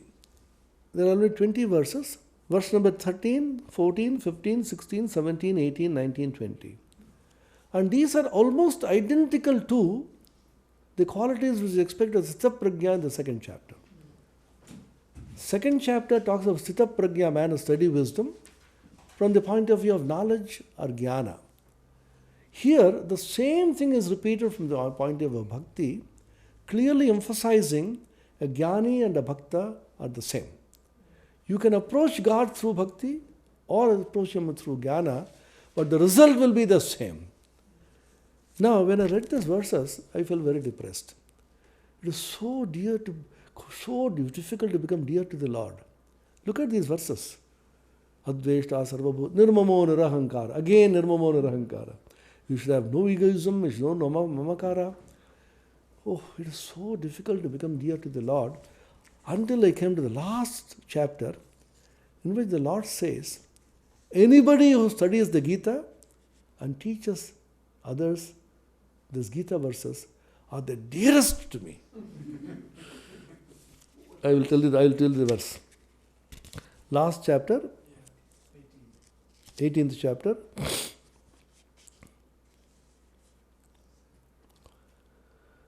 68, 69, 70. Yayamam paramam guhyam madbhakteshvabhidasyapi abhidasyati bhaktim maya param kritva mame vaishyasya samshayah nacha tasman manushyeshu kaschin me priyakrittamah bhavita nacha me tasmad anya priyataro bhavi. Read the meaning. 68, 69. One who promulgates this paramount of confidential secrets amongst my devotees attains transcendental devotion unto me and comes to me certainly without a doubt. Then, next verse.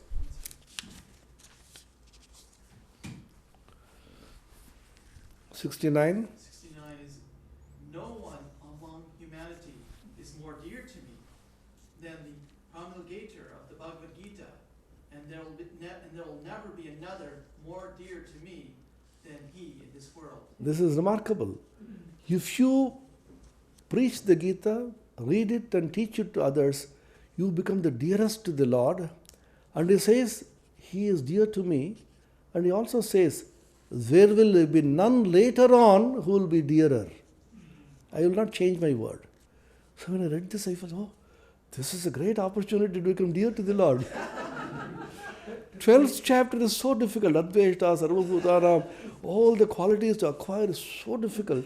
So the easiest way to become dear to the Lord, read the Gita and teach it to others. Even though they may not be willing to listen to you, catch hold of them and teach them. This is the way, and he says, Bhavita nachamaya tasmad anya priyatoro priyakrit tamah. Tamah is superlative. He is the dearest. Jnana yajnena tenaham ishtasyamiti me matihi. He says, those who discuss the Gita, this great dialogue between God and man, they are doing jnana yajna. What have we been doing the whole day? We were doing jnana yajna. The yajna, sacrifice of knowledge. Ishtasyamiti me matihi. I am very dear to them. Read the meaning of the 70th verse.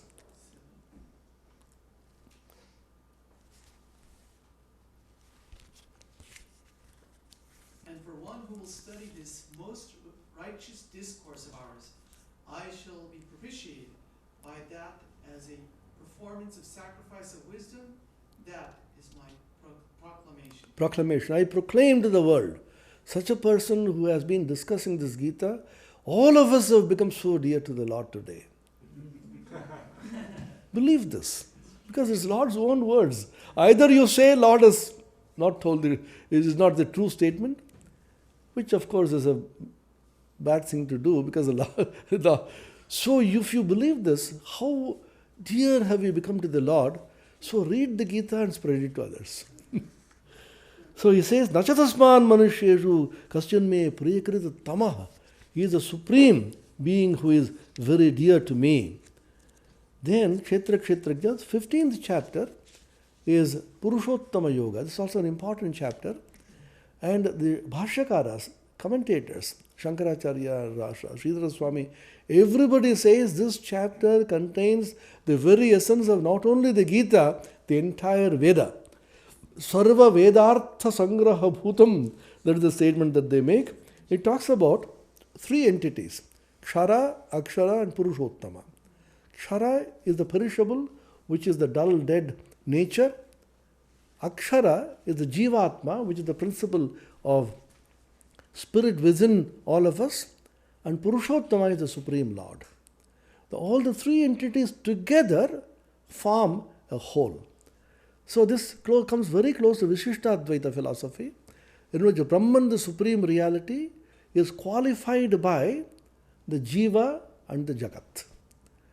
And this whole package, whole entity of Brahman being qualified by these two, this is one without a second. And therefore, the Visishta Advaita, the Kshara, Akshara, and the Purushottama. And the Purushottama is the Supreme Lord. And in the 16th chapter, he talks about so many qualities. Daivasura Sampad Vibhaga Yoga. Daivi Sampad, to acquire 26 or to eliminate 6. There are 6 asuric qualities, demonic qualities. If you eliminate the demonic qualities, you automatically go to the... So rather than acquire 26, try to eliminate 6. I started with that project.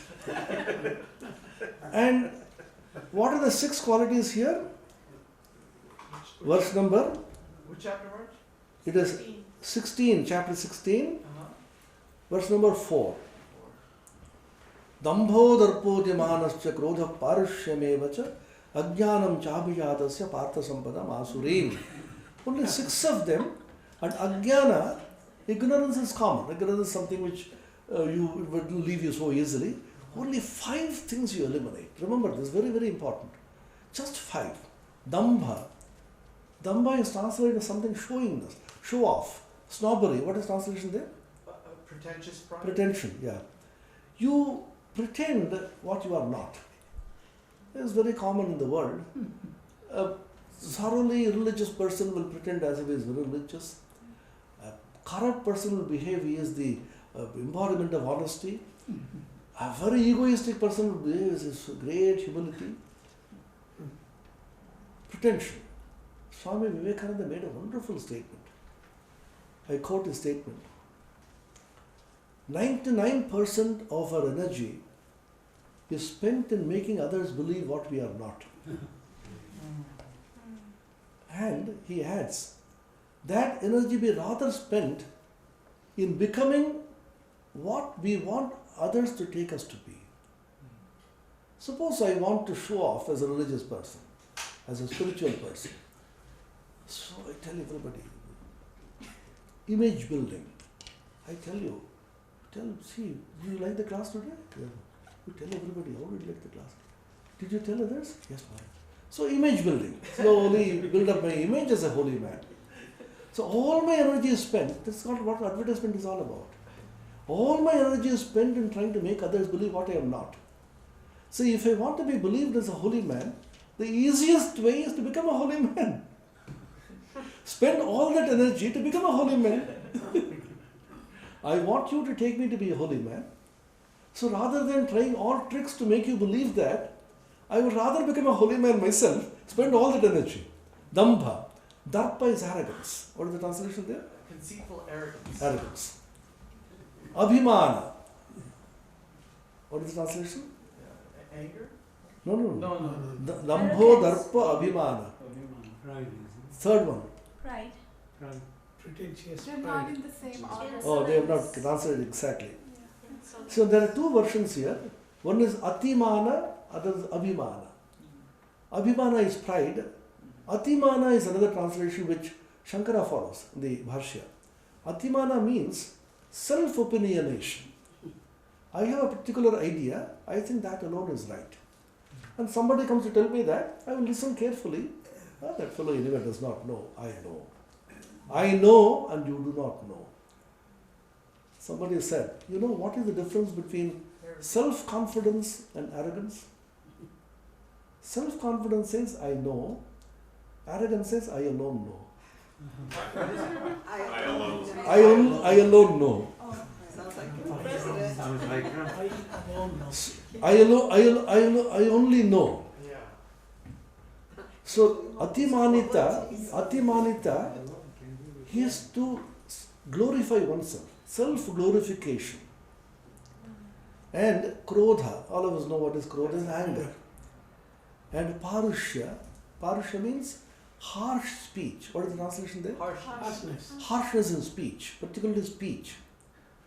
You wound people by your speech.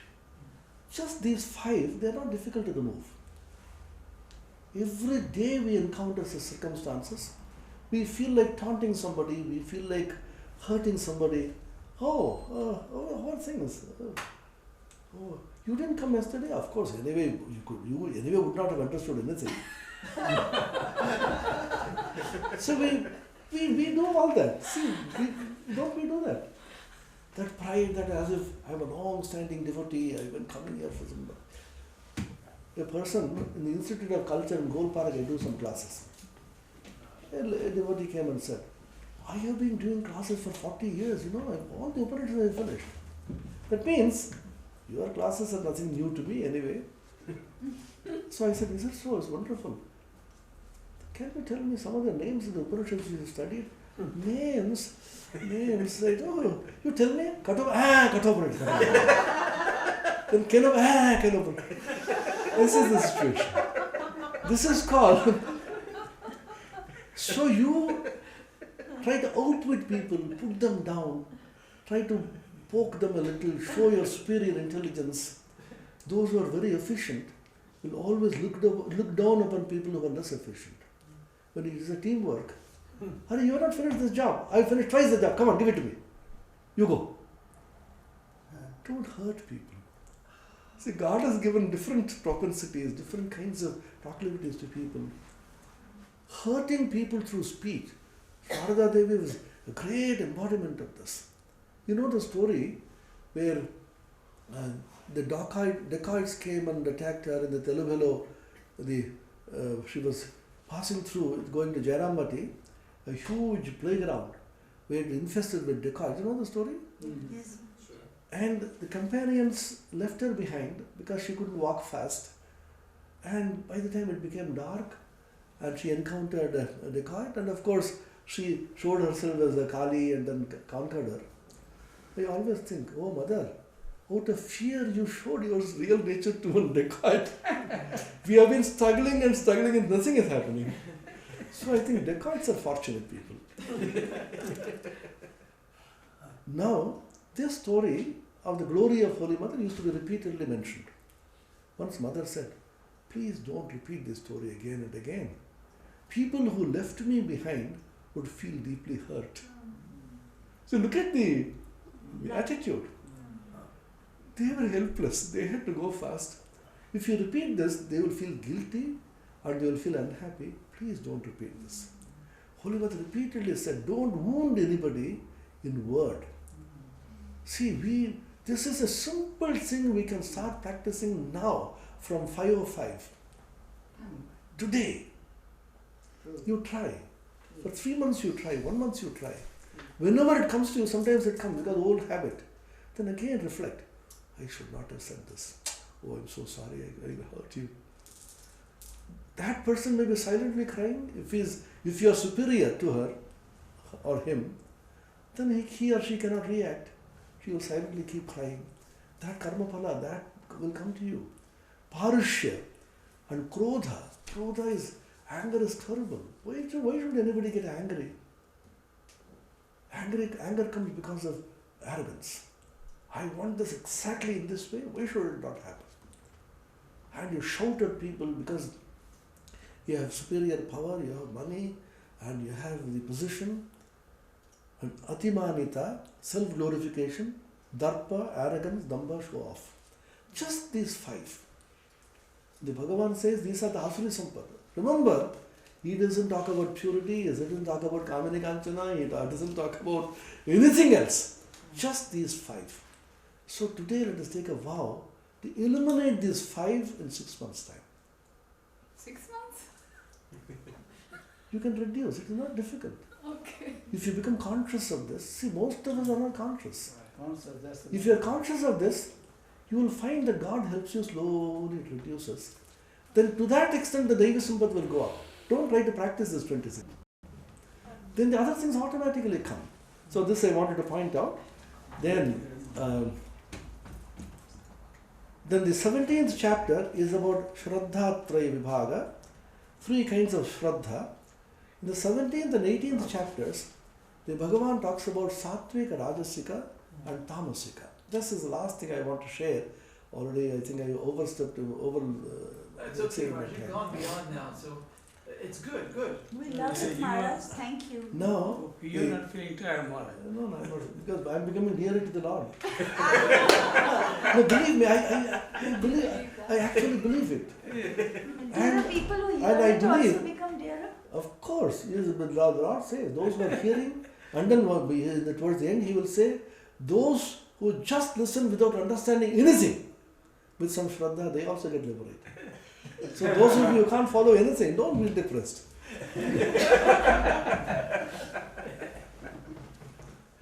And Sattvika, Rajasika and Tamasika, I have a small chart made for you. I brought a sufficient number of copies. Can you distribute this to people?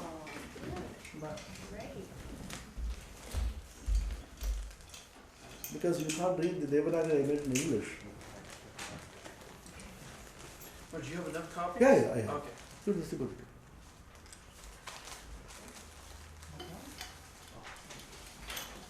it. I think it's two Are pages. they 2 pages? Yeah, it's stapled. It's stapled? No. Oh, that you give it to me. That you give it to me? You give us This the is other back one. and forth, that's why. You please give that to me. And replace it with, I will use this. Then back to back is 1 page. Pass it. 6 hours. Take 1.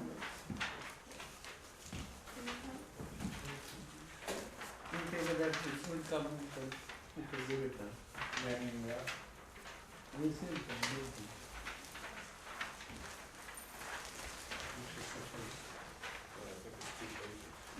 No, back and front. Here,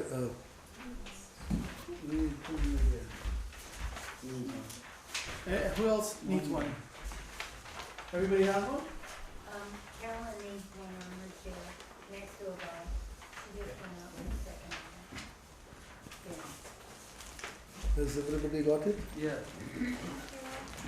The British would say, have everybody got it? I asked somebody, is it English? This is the idiom they use. Have everybody got it? Now you can see here, there are categories.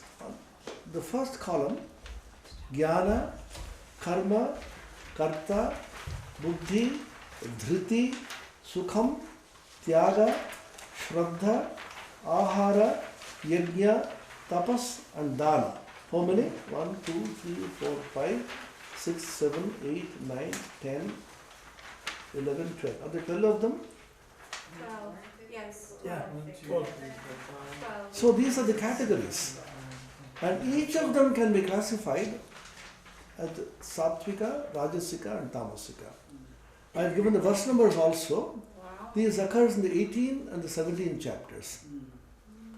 So let us take one by one quickly. Jnana. Jnana is knowledge.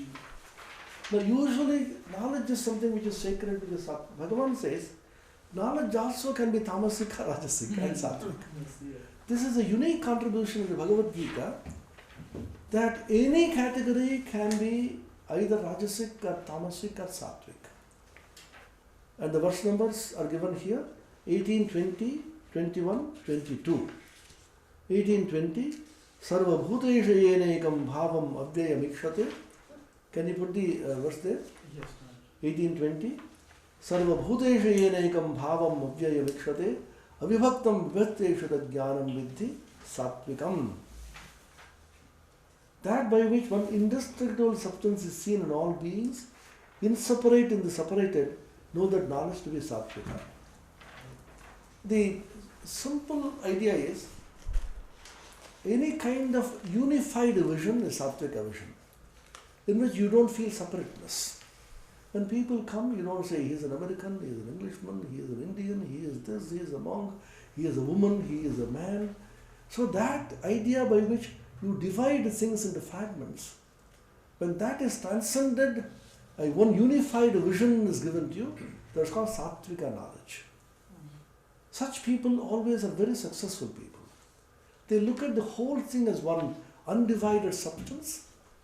Even if you don't go to God or spirituality, why not think of everybody as a human being?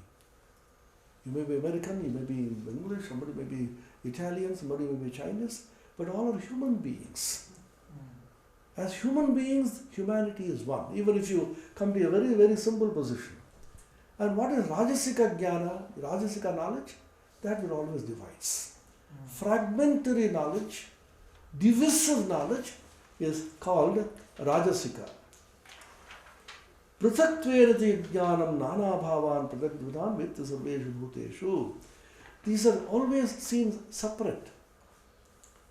What did you study? I studied economics. Oh, you studied physics? You studied chemistry?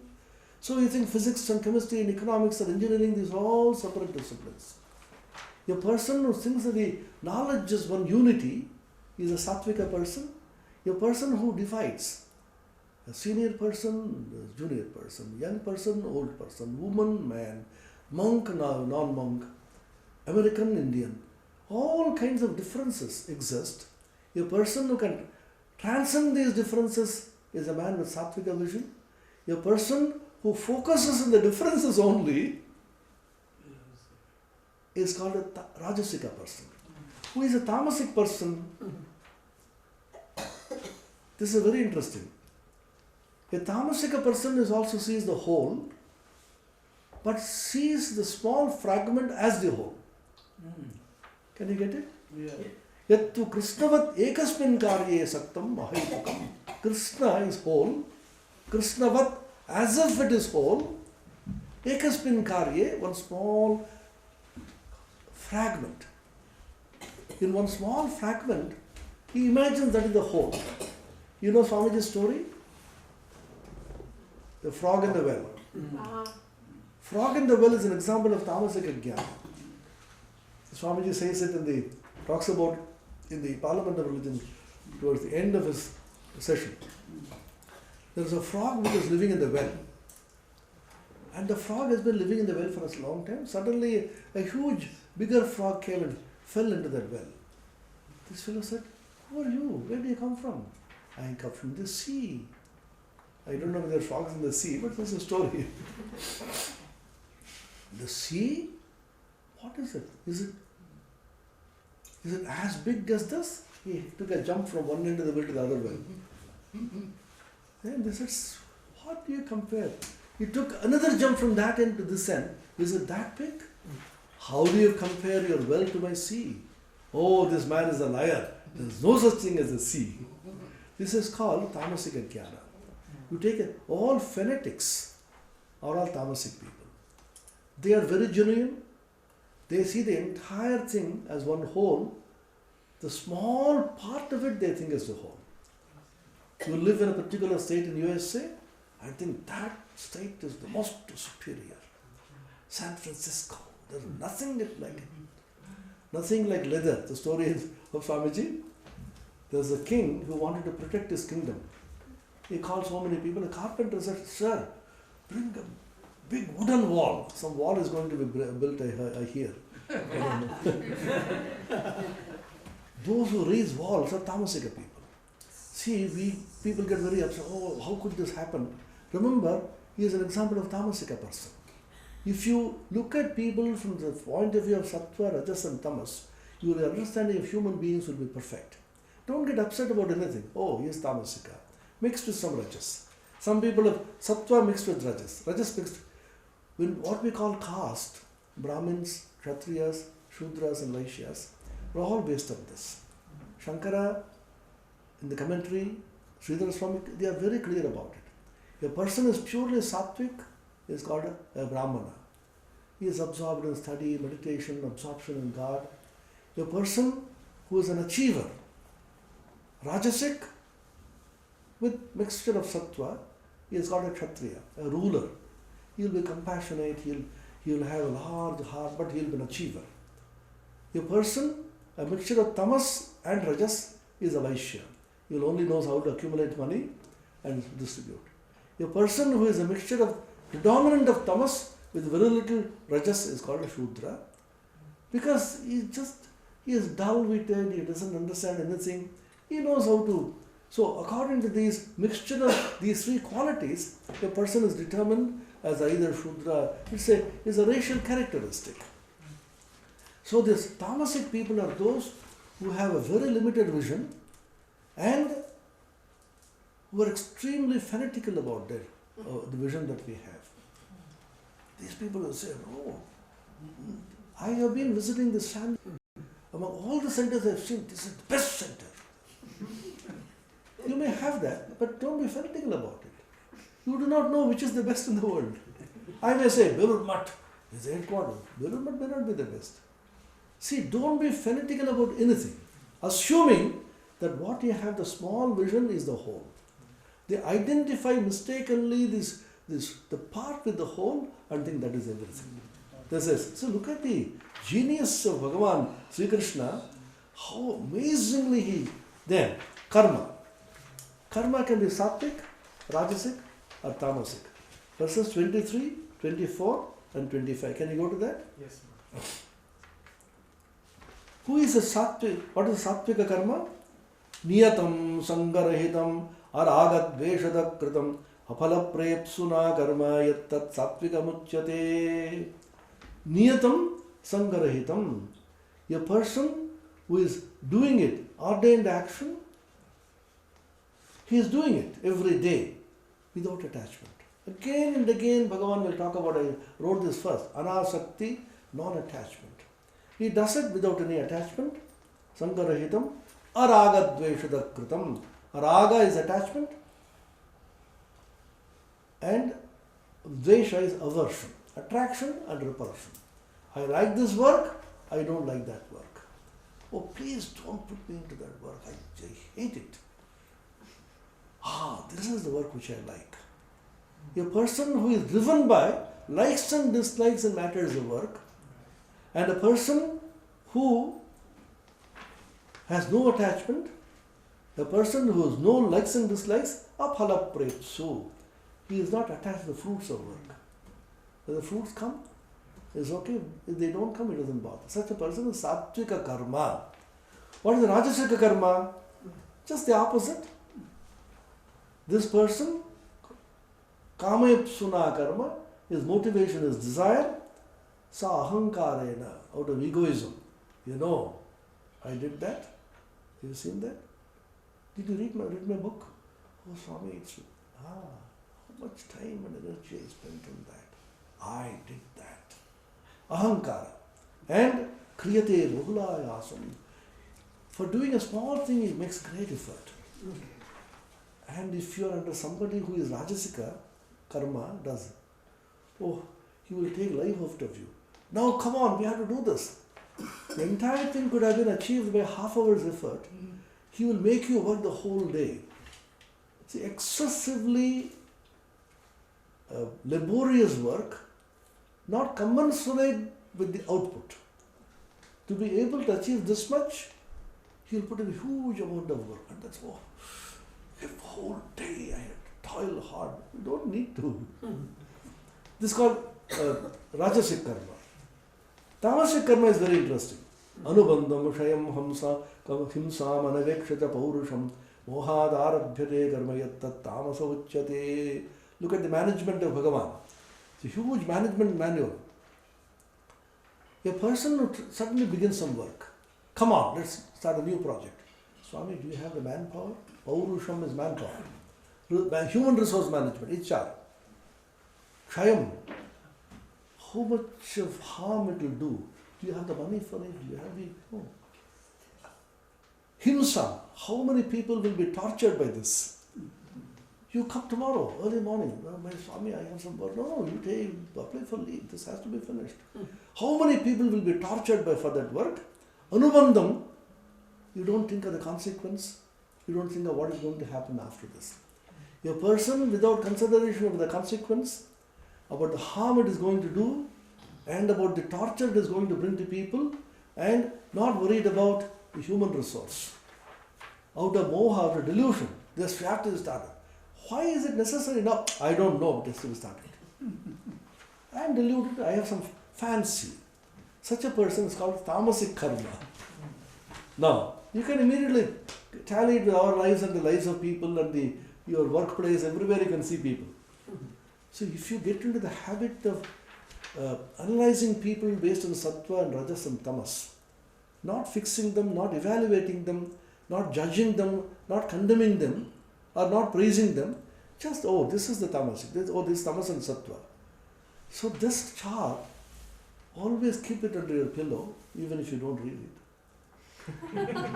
And tally. Every day when you go, tally it with your life, yes? So it sounds like, Maharaj, that it depersonalizes when you see things that they're not, it's not you. That's the way their nature is. It is a guna, yeah. So as he rightly pointed out, what Sri Krishna tries to say is, remember the trigunas are driving him. Gita, another verse, important verse you note down, Gita 3:33. Can you bring that? Yes. Sadrisham cheshtate swasya prakritir jnanavanapi prakritim janti bhutani nigraha kinkarishyati. Whole thing is driven by Prakriti. Prakriti is simply making us run. Prakriti means trigunas. See, even a jnanavan, even a person of knowledge, an educated person, a knowledgeable person, he also is driven by Prakriti, trigunas. You may see in your workplace, your boss, your director, and people on the top, they may be highly learned and educated. You say, how is it such a decision is possible? Why? But they are driven by Prakriti. What to do? Prakritim yanti bhutani, triguna is driving them. Nigraha kinkarishyati, what can restraint do? Bhagavan Shankara in the Bhashya, very humorously or otherwise he points out, Nigraha kinkarishyati mamava anyasyava. Even I am the great Parameshwara, the great Lord, but Prakriti doesn't obey even me. What to speak of you? So when you deal with your children, when you deal with your colleagues, always remember, Prakriti, trigunas are acting. Beyond a point, you can't change anybody. You can gently give a suggestion, try to argue, but don't condemn anybody. What to do? He is tamasic, he is rajasic, he is sattvic. The combination of all this. So what is to be done? At the end of the day, what is the story behind this chart? Try to increase sattva. Maharaj, in personal, subjective way, right? Yeah. You are talking not as objective for the others, but for Subjectively. That's important thing. No, subjectively, and if you are the head of an institution, head of a department, if you are in charge of something, if you have to deal with people, human management, remember the sattva, rajas, tamas. This is the lesson which Ramakrishna gave to Sharada, the first lesson. You look at the natures of people and then deal with them accordingly. You know what he told Keshav Chandra Sen? You admit all kinds of people in your camp without judging their nature. That's why there's a breakup. When the Brahmo people said, the Paramahamsa, they were faculty of organization nay. Paramahamsa does not have the faculty of organization. He could not understand the English. Tamaneki? Tamani avana buddhi shuddhik to come. That means you have less intelligence. You can't create a gang. Now look at Paramahamsa's organization and look at Brahma Samaj. Ramakrishna knew he is tamasic, rajasic and sattvic. So if you can place that, and if you have responsibility to lead people, if you are a part of a group, and a yoga teacher, you have to teach so many people, you remember Sattvic, Rajasic, Tamasic. Some people can't be pushed beyond a point. You gently give. And in our personal life, try to increase. The first column here, try to be as Sattvic as possible. Whole of spiritual life consists in increasing your sattva to the utmost point. God realization means you become Shuddha Sattva first. The purest of the pure Sattva, then the realization of the supreme reality which is beyond the goodness is just a step away. Initially, you can't jump to Trigunatita Avastha, which is beyond. Then, Karta is related to this. No. Karta. Karta means an agent. Karma and Karta is very much related. Karta, who is a Karta? 18, 26, 27, 28. Can you bring them? Yes. Once again, obviously you can immediately predict what the Bhagavan is going to say without attachment. Always. You can swear what the Bhagavan is going to say. Mukta Sango Anahamvadi. A person who is without attachment, Anahamvadi, free from attachment, non-egoistic. See, the word used is not anahankara. Ahankara means egoistic. The translation is exact, not exact. Anahamvadi, a person who doesn't talk about himself. See, I may not be so egoistic, but I always talk about myself. I said, did you come to my class? Did you listen to my lecture? Did you look at my book? Did you see the building which I have built? I. A person who doesn't talk about himself and a person who is without attachment, but Dhriti Utsaha Samanvita. Dhriti Utsaha Samanvita. Dhriti means tenacity and Utsaha is enthusiasm. Usually, if you have no attachment, you will not have an enthusiasm. You are attached to something, therefore I have to finish this. Very interestingly, Bhagavan says, if you have no attachment and if you are completely devoted to it, your work will go well. Yes? Can you clarify again the Ahankara and Ahambadi? What is So that? Ahankara, a person who has egoism. Ahamvadi is a person who may not be that egoistic. Sometimes people like children, they talk about themselves. Hey, I did that. Did you see my painting?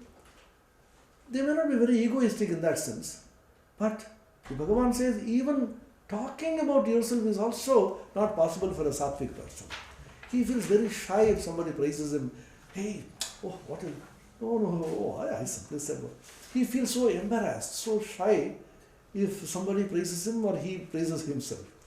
Atmashlagha mrityutulya, it is mentioned in the Mahabharata. Self-praise is equivalent to death. That's what we do. Ahankari are always Ahambadi. Anahankari may not be Anahamvadi. See, Ahankari maybe or may not be, but Ahambadi may not be Ahankari. The Bhagavan says here, expression of yourself, obviously you have to be Ahankari, unless you are Ahankari, you cannot talk about yourself. Even talking about yourself, the expression itself, he says it is to be avoided. He says, Mukta Sango Anahamvadi. Dhriti Utsaha Samanvita. And Siddha Siddhyor Nirvikara. Whether success comes or failure comes, you are not worried. Not easy. You have see, look at the qualities you have to possess. You have to be intensely tenacious, you have to be extremely enthusiastic, and you should not talk about yourself, and you should be free from attachment.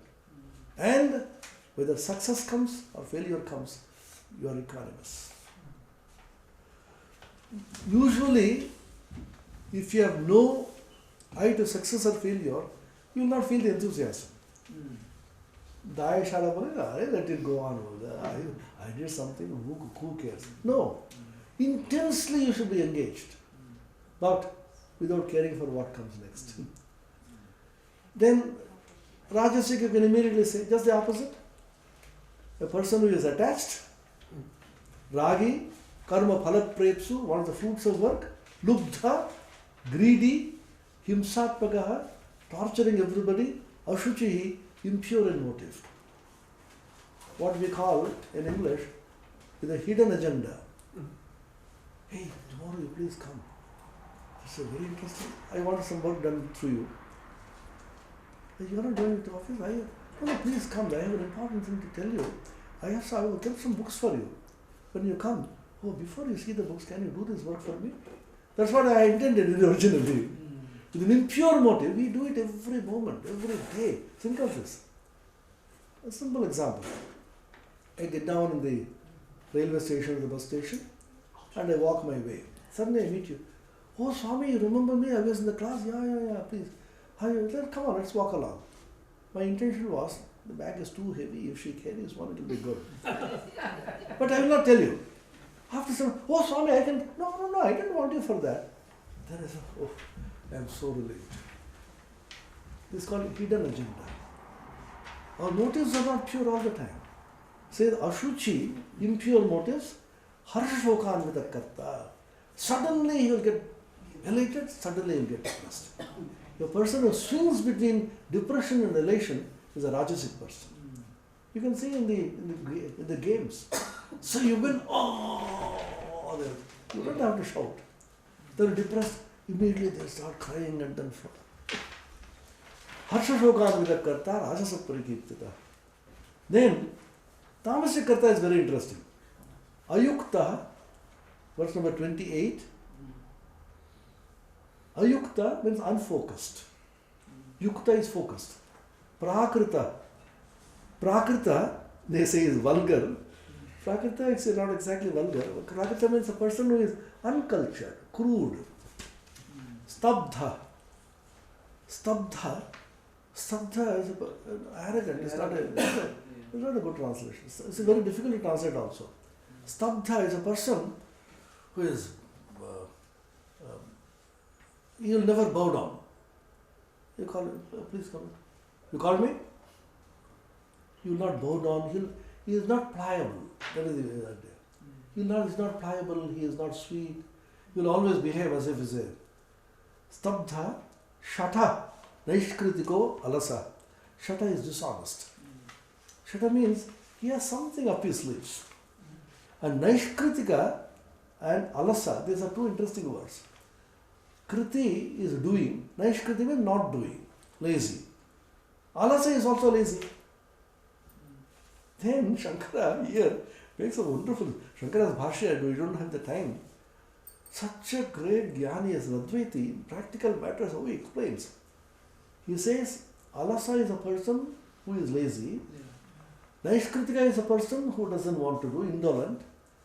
Alasa is a person, not only he is lazy, he will create such an atmosphere of laziness in which others also can't function. It's infectious. Like some government offices, even if you do something, and others will create an atmosphere of such laziness, in which work comes to a standstill. There is no enthusiasm for work. Alasa, vishadi dirghasutri. Vishadi means depressed. If you find a person always depressed, it's a sign of tamas. So don't give them great sattvic upadesha. So from tamas, nobody can immediately go to sattva. So a depressed person has to be engaged in activity. Give him come on, let's have a walk. Some kind of physical activity, some kind of mental activity. Some activities, rajas has to be aroused to conquer tamas. That's why Swami Vivekananda introduced all this work plan, because the whole country, India, was steeped in tamas. Whole of America was steeped in rajas. So he wanted to bring them to sattva. India was steeped in tamas. He said, don't worry about sattva, we have had enough of it to have some rajasic activity. Dirghasutri means procrastinating.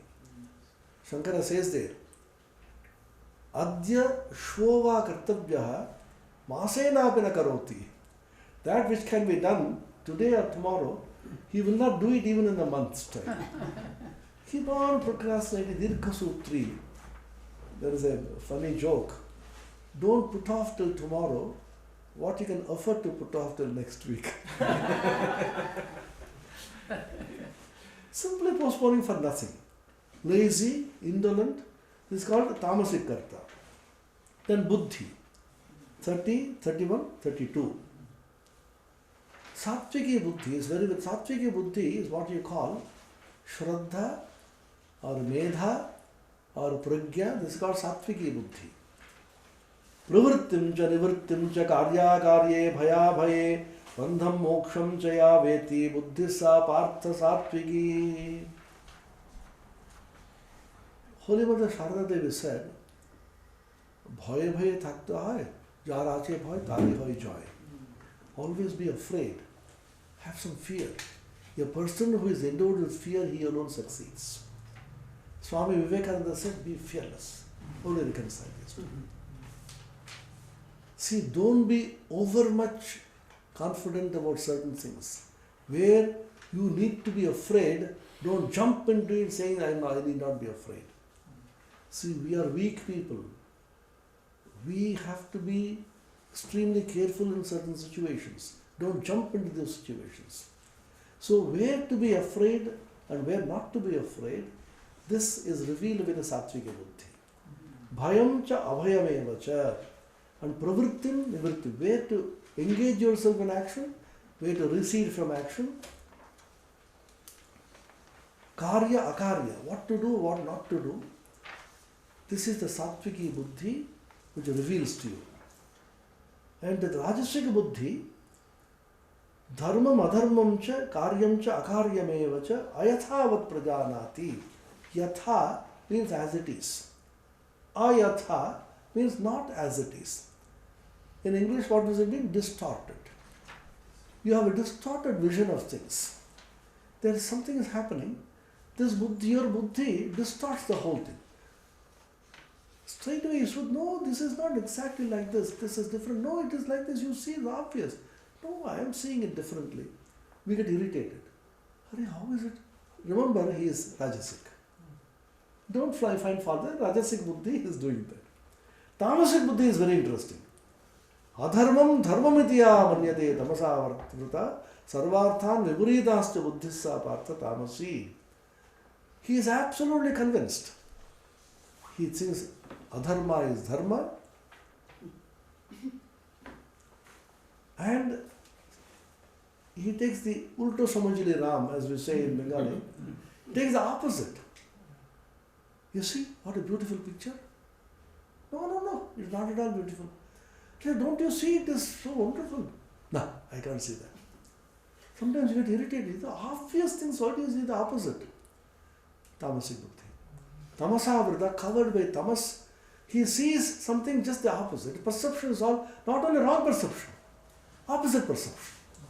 So there are some people, I just used to get terribly irritated. Such an obvious thing, why don't you see it is, no? But I see it is wrong. No, it is right. All right, don't argue with you. Remember, immediately go to Gita, 1832. No, this will give you the right perception, dealing with people. See, Atma Tattva is all right, realization of Atma, but this is the most practical. Then, he talks about Dhriti, 33, 34, 35. Dhriti is tenacity, fortitude. That Dhriti, manah prana indriya kriyaha yaya dharayate. That by which the mind, the prana and the indriyas, the senses, that is being held fast. Yogena avyabhacharinya, by path of yoga, by elevated thought, simply say elevated thought, by high thinking, by godly attitude, that by which the mind and the body are held firm. For example, suppose you say, today the whole day we discuss the Gita, you feel tired, or you sleep off, or you fast the whole of Shivaratri. Too much fasting is not good, you develop acidity. A little water, some hot water, you can take. With a cup of tea, know that. Simple tea is not good. But 2 cookies?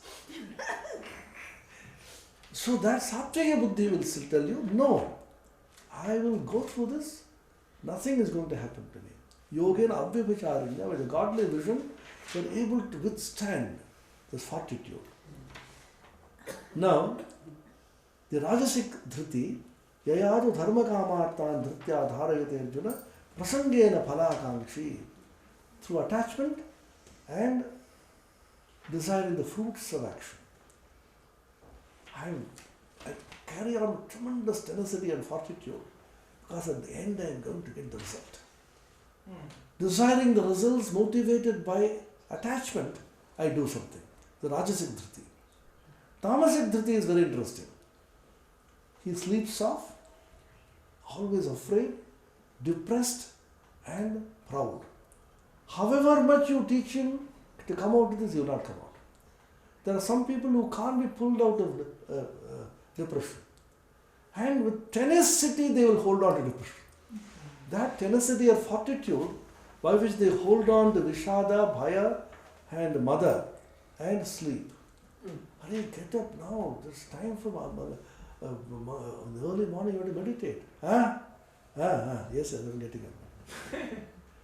Day after day you tell them, they will not do it. Sir, why is it that I'm telling you every day, don't get upset. You say, Gita 1834. This is the Dhriti. Then Sukha. Sukha is 1837, 38, 39.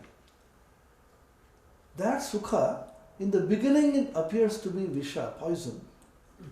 Get up early in the morning, there's terrible winter, and take cold water baths and meditate. Oh, it looks like poison. But later on, it gets converted into nectar.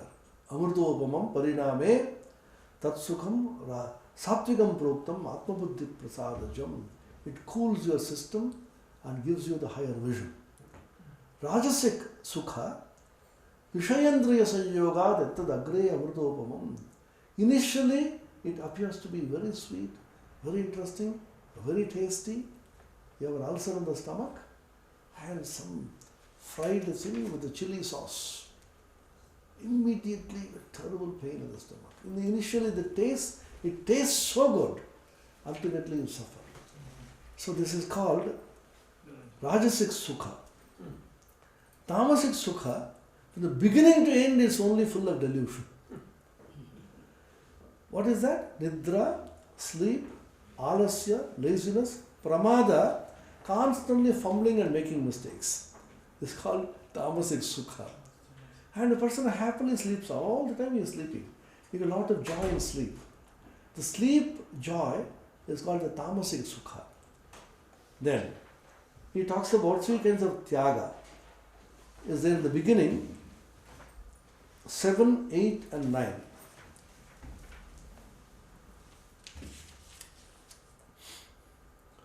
Seven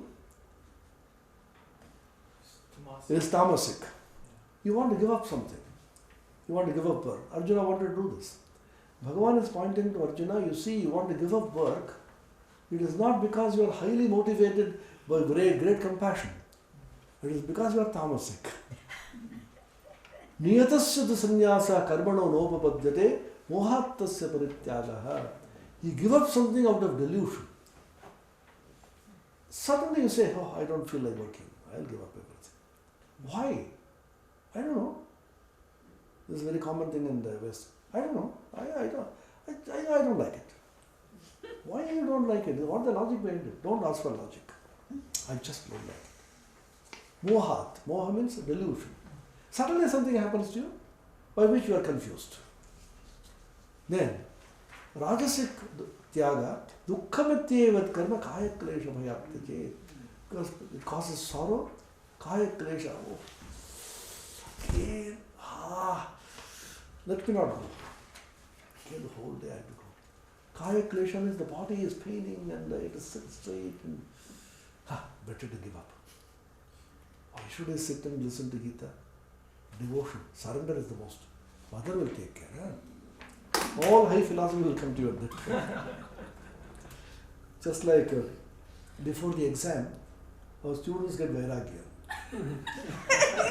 Our students say, I don't want to appear for the exam, I want to become a monk. I've kept a large picture of Arjuna touching Krishna in my principal's office. I call it Arjuna syndrome. The syndrome is just before a tough examination, immediately you say the world is all empty, what is the point in examination? Kaya klesha bhayat tyajet. You give up something because for fear of struggle. Then what is sattvic tyaga? The actual tyaga is the tyaga or the renunciation of your egoism, renunciation of your attachment to fruits of work. Karyamatyeved karma niyatam kriyate Arjuna. He goes through work day after day because it has to be done. Why are you doing this? Because it has fallen to my lot to do it. And sangam tiktva, I have no attachment. Phalam chaiva, I have no attachment to fruits of work. Again and again, anasakti, the fruits of work. Then, we're almost through. Some sattvic dhriti you should have now. Shraddha. Most interesting, 17.456. The previous chapter.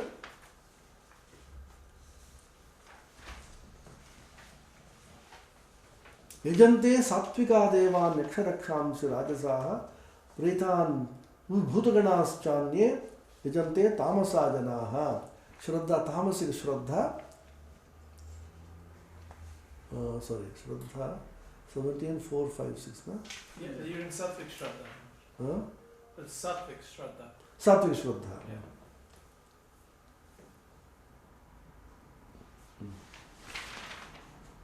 Four, 17.4 Sattvika. Yeah.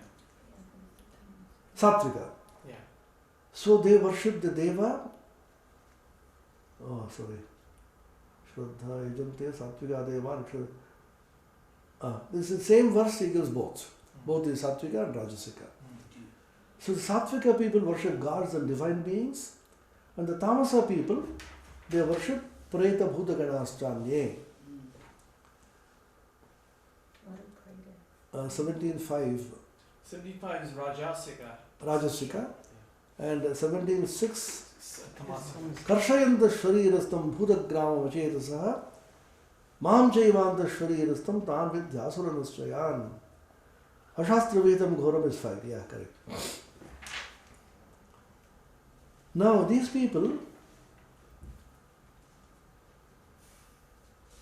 take up needless austerity. He says, torture, senseless as they are, they torture the body unnecessarily.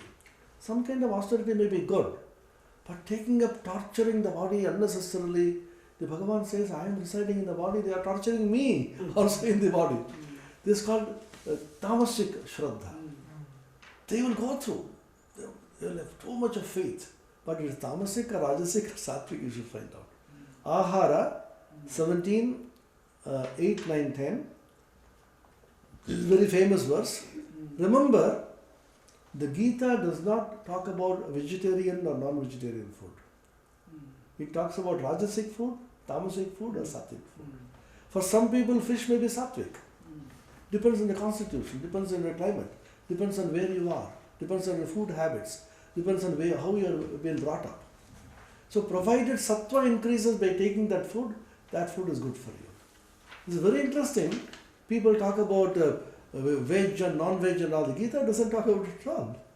Sattvika food, rajasika food, tamasika food. Sattvika food, ayu sattva bala arogya sukha priti vivardhanaha. In ayu, you become, your age increases, that means longevity increases. Sattva bala arogya.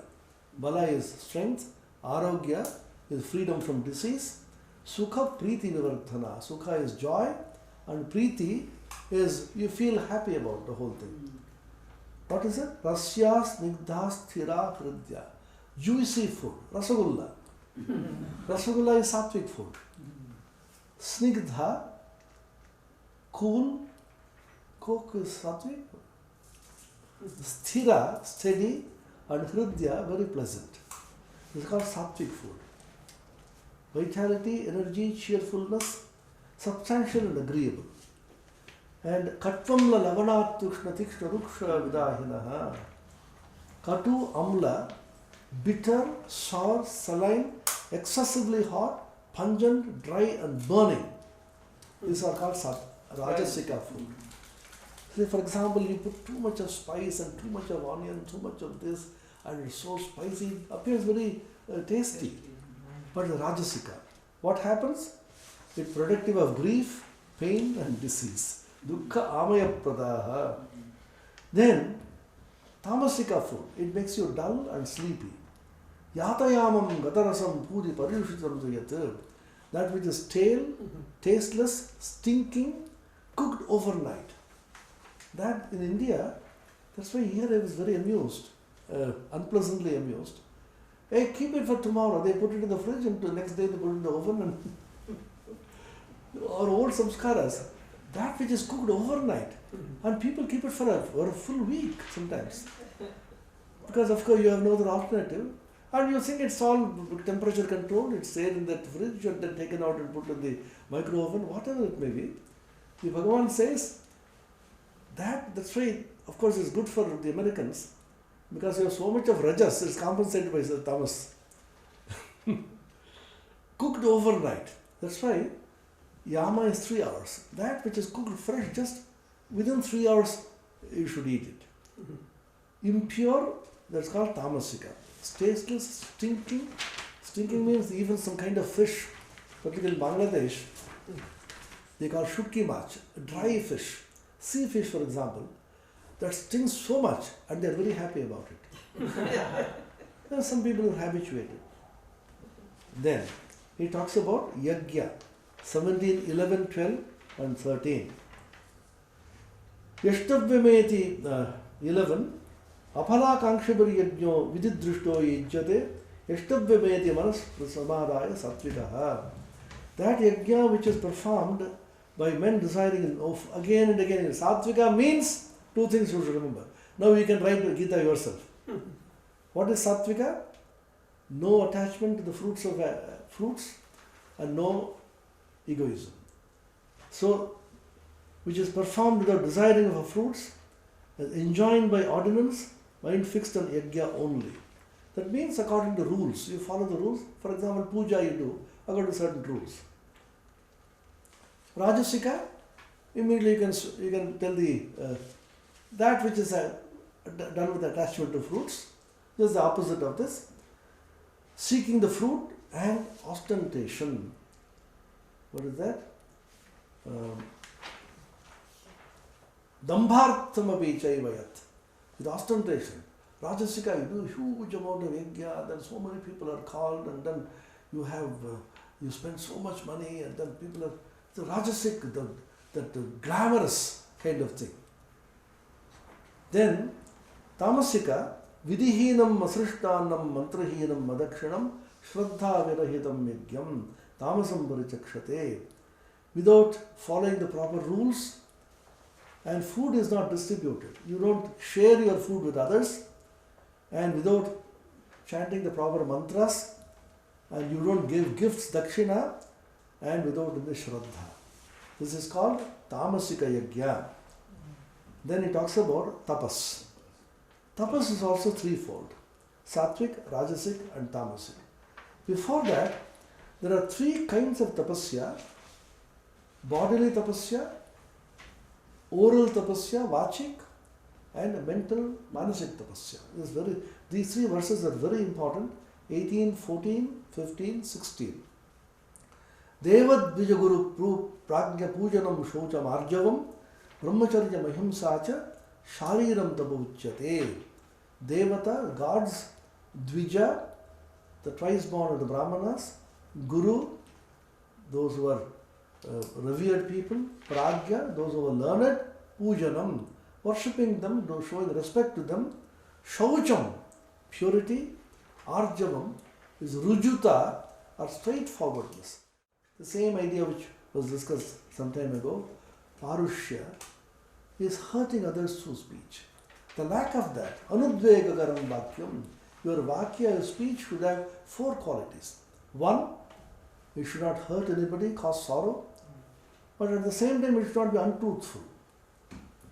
You may praise somebody unnecessarily, falsely, and be very pleasant. Oh, you came yesterday. Nobody can understand the Gita like you did. Just a false praise. It will be satyam. Anudvegakaram satyam. Priya. It will be pleasant. And hita, it should be for the benefit of the other person. It is not easy to combine these 4. It should not hurt others. It should be truthful. It should be pleasant. And it should be beneficial to the other man. And swadhyaya abhyasanam. Constantly cultivating self-study. That much we can do. So repeat the Gita, repeat the Upanishads, repeat the Kathamrita, whatever. Chant something. So orally, through your speech, constantly engage your speech in something which is divine and elevating. This is vachika tapasya, oral tapasya. What is the mental tapasya? Manah prasada samyatvam maunam atma vinigraha bhava samshuddharite tattapo manasa uchyate. Manah prasada. Prasada is a placidity of mind, serenity of mind. You are calm, serene. Somyatvam. Somya is a very interesting word. They translate kindness. Somya actually means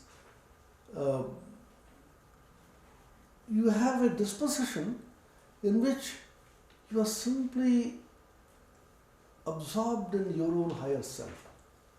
And your face radiates some kind of a peace and a joy. Somyatvam. Maunam. Maunam is silence. The Lord has put silence in manasik tapasya, not vachik. Not speaking is not mauna. Not clamoring in thought world is mauna. You can speak, but mentally you always be silent. Maunam, atma vinigraha, self-control. Once again, this self-control, bhava samshuddhi. Mark this.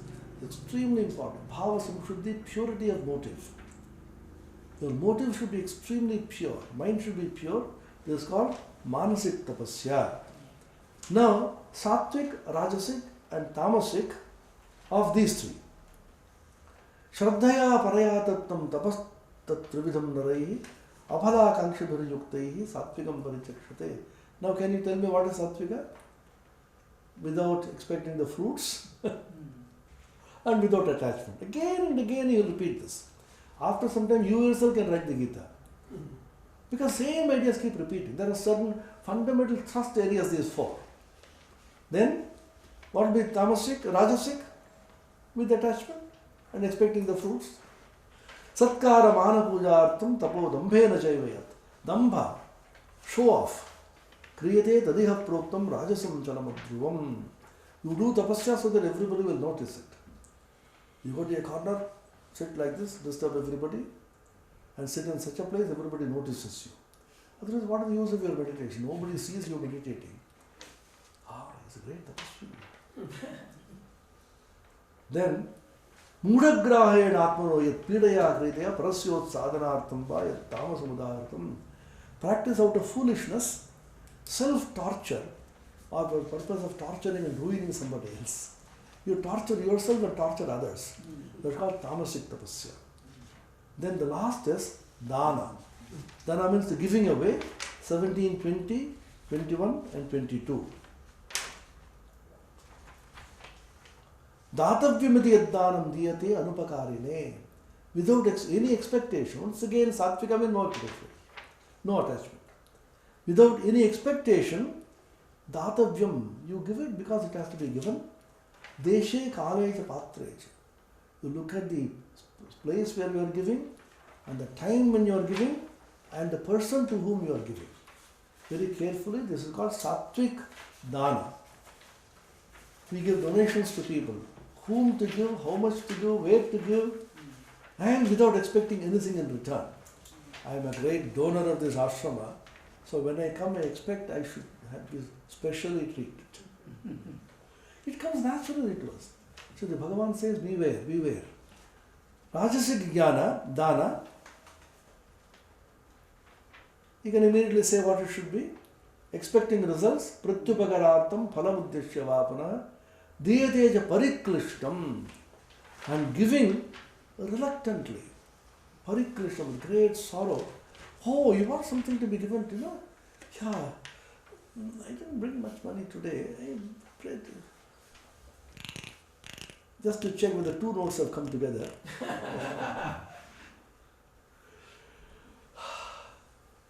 Pariklishtam with deep sigh, not joyfully. This is called Rajasic Dana. And Tamasic is interesting. Adesha kalaja yaddanam apatraja diyate. He will give it in a place where it should not be given and give it to a person who doesn't deserve it. Gift that is given at the wrong place and time to unworthy persons without regard or with disdain. Asatkritamavat agyatam. Agyata means careless, without any shraddha, with disrespect. Come on, take this. This is called tamasic dana. So these are the sattvic, rajasic and tamasic qualities. The Bhagavan, keep it with you and constantly. So I end here. Towards the end, the Bhagavan says, I have told you all this. Now I am going to tell you the supreme secret. Sarva Guhya Tamam. This is 1864. I told you Guhya Tama occurs in 3 places. What are they? 9-1, 1520, 1864. This much you remember. People will sing a great scholar of Gita. Sarva Guhya Tamam. Not only Guhya Tama, Sarva Guhya Tamam. 9-1, 1520 and 1864. It is the secret of all secrets. Shrunume Paramam Vacha. I am telling you, again I am telling you, O Arjuna, please listen to my supreme statement. Why am I telling you? Ishtosi me dridhamiti tato vikshamate hitam. You are so dear to me, you are my good friend and sakha, you are my disciple, and therefore I am telling you what is good for you. These 2 great shlokas, 1865 and 66, are called by Ramanuja's Charama Shloka. Charama means the supreme, the topmost shlokas, by following which you get everything. What are they? Manmana bhava madbhakto madhyaji mam namaskuru mame vaishasi satyam te pratijane prayosime. It is, can you bring that? Which one, Marge? 1865-66. Okay. This is repeated from the 9th chapter. Remember this last line of the last shloka of the 9th chapter, again he repeats. Manmana bhava, your whole mind should be focused on me. Madhu bhakto, be my devotee. Madhyaji, worship me. Mam namaskaru, come on, bow down to me. And the people, how egoistic is Bhagavan? Suppose he says, did you make pronouns? Come on. Swami is very egoistic. So he tells Arjuna, Arjuna, I am telling you all this because anasuya ve, this word is used often here. Asuya is guneshu dosha avishkaranam. Trying to find out, pick holes in something which is good. So you don't have the feeling that I am trying to glorify myself by saying all this. You have the correct understanding, I am the Supreme Real, Bhagavan, the Parameshwara, I am doing it for your own good. You know me, and then you have Shraddha, and that is why I am telling you all this. I don't tell this to everybody. In the Gospel also you will see, there is nobody else here, and therefore I am telling you all this. You meditate on me. He tells clearly, he says, there is one touching incident. Dr. Mahendralal Sarkar, every day end, the record of the Gospel used to go to him and report about the health. One day, Mahendralal Sarkar says, yeah, I was very much worried about the Paramahamsa. Yesterday it was raining heavily and cold wind was blowing. I was wondering whether the doors and the windows were properly closed, whether he will not catch cold. Then N comes and reports back.